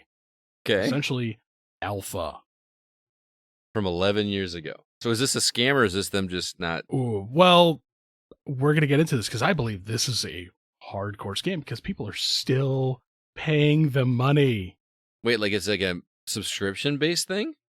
Well, hang on. Okay. So originally, the first Kickstarter raised $2 million. Okay. That was back in 2011. Brace yourselves for this because as of November 2021, the project has raised $400 million. What? Now, is Yeah. this the one where you have to buy the spaceships? We're getting there. Okay. We're getting there. $400 million. This game is still in development. Through multiple Kickstarts, by the way, and other funding and outside investment, $400 million. $63.9 million of this has come off selling ships. Okay. Like digital That- ships? Digital ships that Mhm. sit in hangars that you cannot fly in the Yeah. game yet. So Some this of is which NFTs before NFTs were a thing. some of these ships sell for $10,000 a piece, and people are buying them. Is it just become a joke at this point? Like people are doing it just to compete and see who can put the most money into this?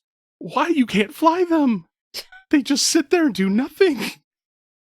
And Crazy. then you can pay $10,000 for this ship, and then you can pay additional money to put things in and on the ship. I'm just flabbergasted. $400 million. Like, there are small countries out there that their GDP is less than that. So why isn't the game out? What's the holdup? So the company that originally made this is now working on a new project. Get out of town. Set in the same universe as Star Citizen. Oh my goodness. And they haven't released the game that they started 11 years ago. Nope. Still in development. I just can't even right now. $400 million. And people are still like contributing money today. People are still buying ships to this day. But someday I'll be able to fly. Yeah. Look at my whole armada that I've bought. I've spent $100,000 on these ships. I can't do anything with them. They just sit there, look pretty. I just can't even. That's why I was like, I thought the Coleco Chameleon was a joke. Like, I was like, there's no way. But at least this one's like, I mean, at least it seems like they're not scamming. The Chameleon thing sounds like they just straight up scammed $400 million. $400 million doesn't seem like scamming. Well, it's still open. They still have yet to release it until it's. Yeah, when they're working on their other game, sure. Oh yeah, that's a good point. Yeah. Yeah, I was like, yeah, sure. Thanks, guys, for the dollars. So are people funding this one, or are they even doing crowdfunding for that? It better not be. I think their last crowdfunding was like a couple years ago. So yeah, they keep kicking. Like, we need more money for development. For what? You got more money than like the first like 10 Mario games combined. Yeah, just that's kind of insane to me.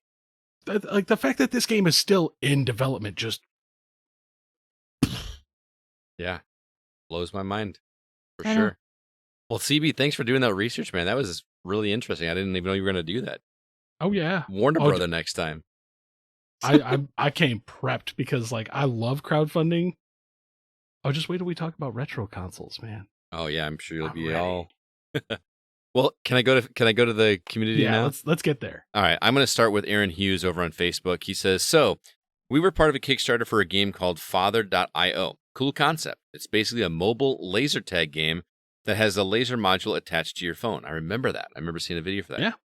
Yeah. There were supposed to be a big clan battles, map-based capture zone battles, and worldwide events where they'd host something around major cities, and everyone with the game and module were supposed to meet up in city centers for undercover-style laser tag, where people could just be hanging around the park or wherever and hiding and whatnot, and could just take people out. Sounds pretty cool, right?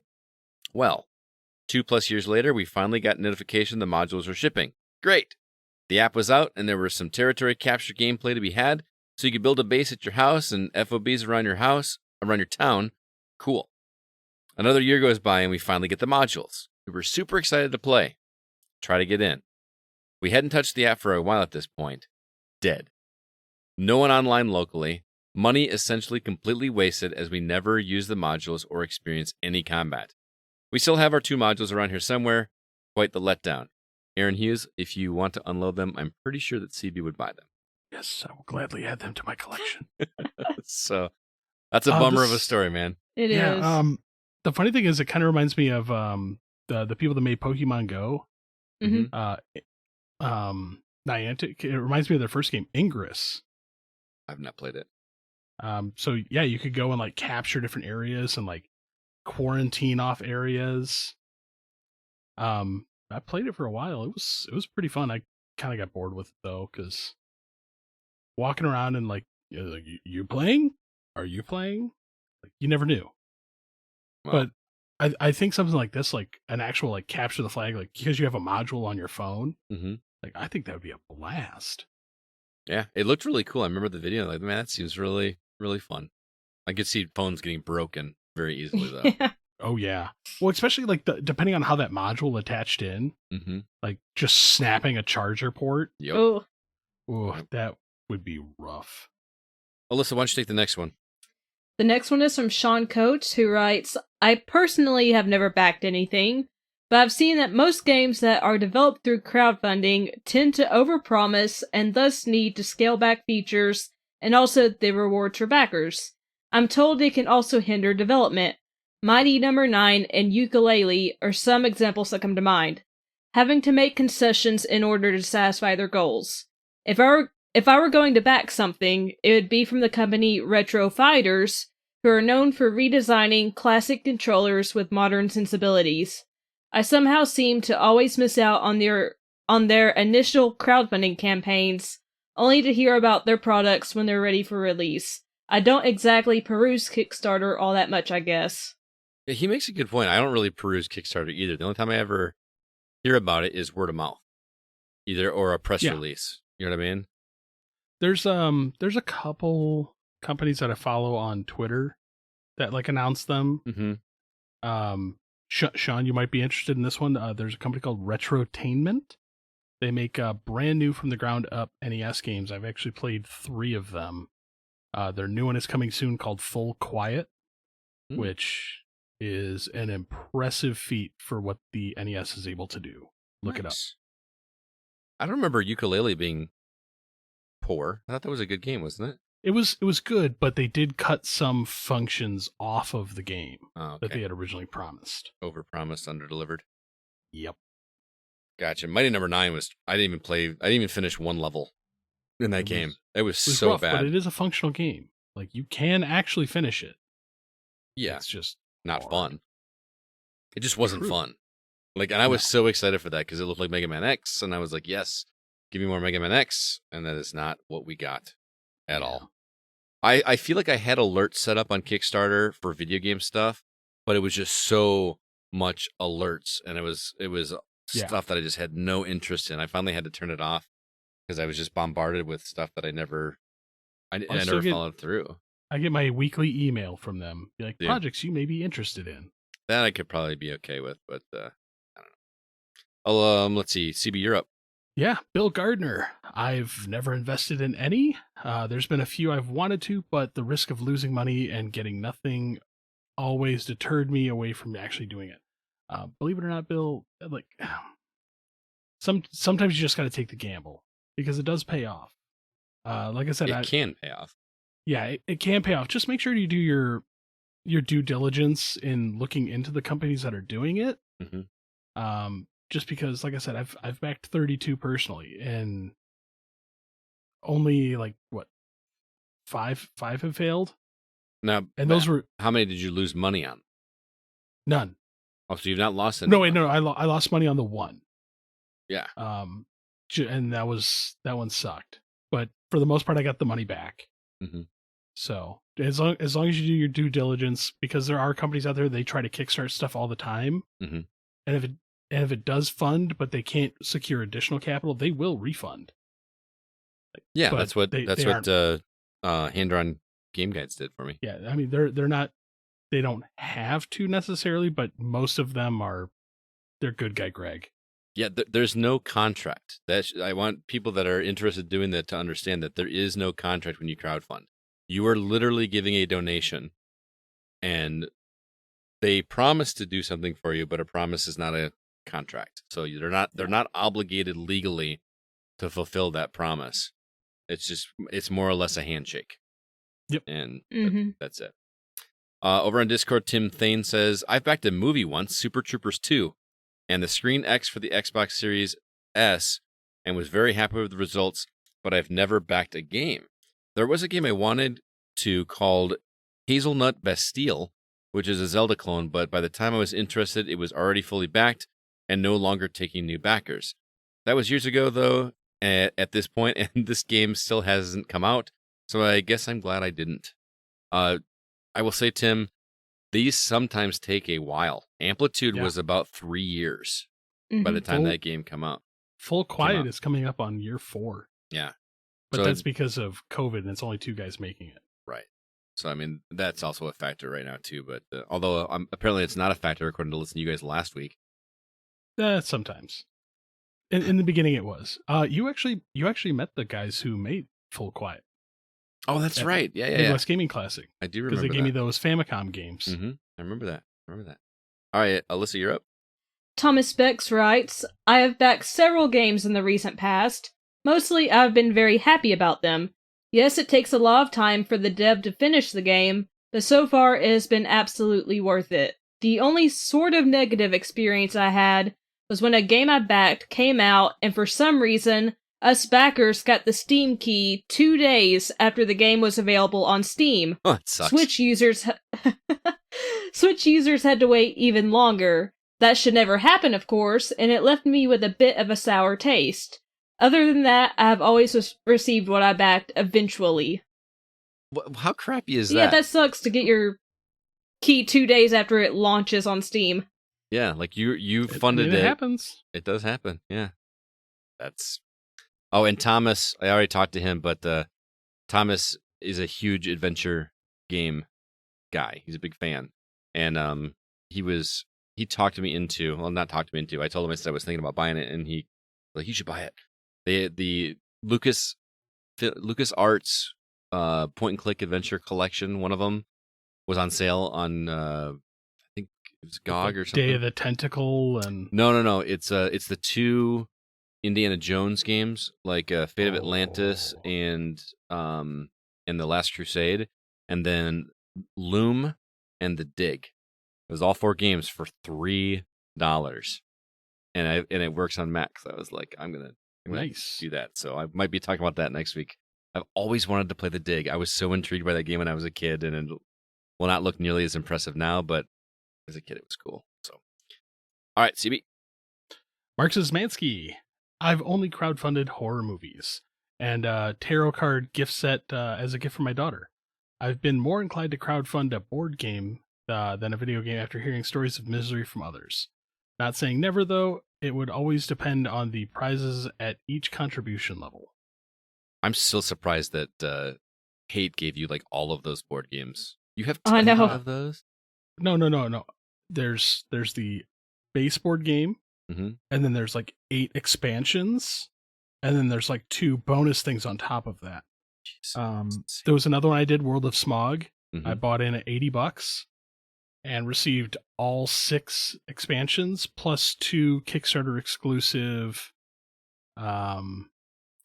characters for the game. So you're making me reconsider just going for that top tier on something like right out the gate.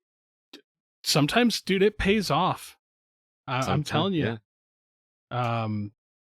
There's quite a few. Like, if you make sure, like, don't ever just buy the base board game. If there's the base board game, and then like base plus, usually that plus is like the exclusives that they do or the additional unlock stuff. Right. That's what you always want. Usually they're like $10 to $15 more. Okay. Interesting. Last comment comes from GamerDad03. He says, I invested in this. And he linked a pilot episode of a show called Alpha Betas. I invested in this, and they have been great to invest with and have kept up with their updates. After watching this episode, the episode again he referenced in the link, I waited for another episode, but they had to go to crowdfunding to make this show happen. Yeah, now if they fall behind or we haven't heard from them in a while, then you know fans of those folks that have their own YouTube channels will be hit with tons of people being asked about it. So I didn't even know I don't even think about TV shows being funded. To me, in my head, because I'm so ingrained in video games, crowdfunding is just a thing for video games. But like, there's literally anything that you can, like any kind of invention. Game Chasers. Yeah, Game Chasers made their movie off that. Oh, those are my friends. Yeah, Jay and Billy. Yeah, their movie did that. The Angry Video Game Nerd, his movie was crowdfunded. That looked awful. It was fun. It felt like a really long AVGN episode. Yeah, that's but there was a group that was doing Fallout content. Like they were doing like a live action Fallout series on YouTube that was crowdfunded, which was hilarious. No, but I mean, there's even like people that just make like household gadget inventions. I mean, there's anything on Kickstarter. Like I look at Kickstarter, I'm so synonymous with the video game industry because that's like my primary focus, but there's just so much stuff on there. So, oh yeah. All right. Well, thank you everybody for all of the comments. And this is a really fun topic. CB, thanks for doing the research. That was a good time. Next week, I know CB has to be on this episode because we are going to be discussing retro games a little bit. I know we've talked about it in the past, but more specifically, listener Paul Hine shared us an article a couple weeks ago titled "Are Retro Games a Waste of Everyone's Time and Money?" We are going to be reading that article, and we are going to discuss our thoughts and get your guys' thoughts as listeners as well, and we will be discussing that for sure. So stay tuned for that next that episode as well. Also, did not get any voicemails, even though you guys really pushed that last week. I was hoping to get some voicemails, but I did not get any. If you want to give us a call, 3477-GO-CAST. We would love to hear from you. But that's going to do it for this episode of the Gaming Outsider. CB, any parting words or recommendations before we are done for the evening? The trailer for Halloween Ends came out today. I saw that today. I haven't There's a watched it line that I yet. can't say on this podcast, but it was like, yes! Yeah, Oh, now I need to watch this trailer after. I'm really excited. But aside from that, I finally broke down and started watching Star Wars Rebels. Oh, did you? Why'd you start with Rebels and not, or was it the first one? I don't like the animation for Clone Wars. I don't either. It's not the animation so much. It's just the way I don't like the character models. Yeah, I don't like the character models. I don't like the animation, and I hate at the beginning of this week on. I'm like, Yeah, I know what you're talking about. I don't need Star Wars Super Friends. Meanwhile, back on Tatooine. Justice. But no, I like the character Ezra Bridger. Mm-hmm. I haven't watched any of Rebels, so I have no idea what you're I talking haven't either. He's good. One of these days, I'm going to check that out. So yeah, I'm like 12 episodes in, and I just started yesterday. Okay. So it's a solid little show, man. All right. I'm excited to see where this goes. Alyssa, how about you?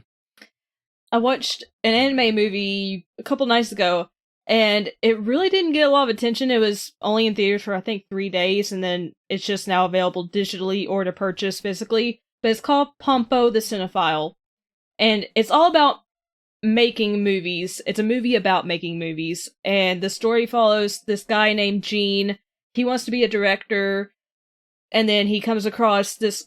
She looks very young and small, but she's an adult named Pompo, and she is a producer for a bunch of B movies, but she writes a script for her own movie, and she wants him to direct it, and it's all about his journey of directing this movie and figuring out how to tell the actors what to do, how to frame things, how to edit the film after he's finished, and it's just a love letter to film. There are little Easter eggs to classic masterpieces that we know of today. You'll see like little pictures from Taxi Driver, or they'll talk about Cinema Paradiso. And it's just, if you love film and if you love anime, this is something you need to watch. It is English dubbed if you don't want to read subtitles. And the voice acting, they do a pretty good job with it. Beautiful animation. And really no one's talking about it. And I think it would be really good for families with older kids to watch as well. Mm-hmm. So if you can rent it digitally or purchase a Blu-ray copy, or maybe it's at Redbox, I'd highly recommend it. Cool. Very cool. I mean, this is, I put this on social media, but I know this podcast will be, hopefully this will actually be out tomorrow, but Best Buy has a deal right now, as of today, I don't know if it'll be there tomorrow, where you can just go purchase 3 months of Apple TV or 6 months of Apple Music for $0. It only works for new subscribers or returning subscribers. But I tried it. You do not have to buy anything else. You need absolutely nothing. And it actually, once I got the email, it just connected right away. So I've got Apple TV again for another 3 months. If you want to give Ted Lasso a try, or Severance, which is a show I highly recommend you watch, go get you a subscription. And there's a new show on there that was highly recommended to me.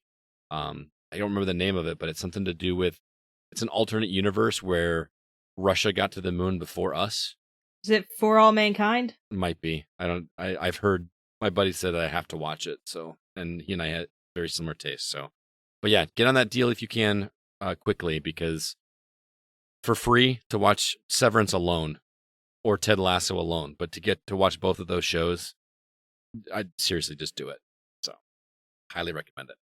All right, well, thank you so much for listening. Want to remind you once again that The Gaming Outsider is produced by Nate Lucas, and all the music you hear is written and performed by Grant Henry of Stemage and Metroid Metal. His website is stemagemusic.com, STEMAGE music.com. Please be sure to email us if you have any questions or concerns. Our address is feedback@thegamingoutsiders.com. Until next week, I'm Scott Clark with Chris Behrensmeyer and Alyssa White, and we are The Gaming Outsider. And remember, there's no such thing as a bad game, just games that aren't for you.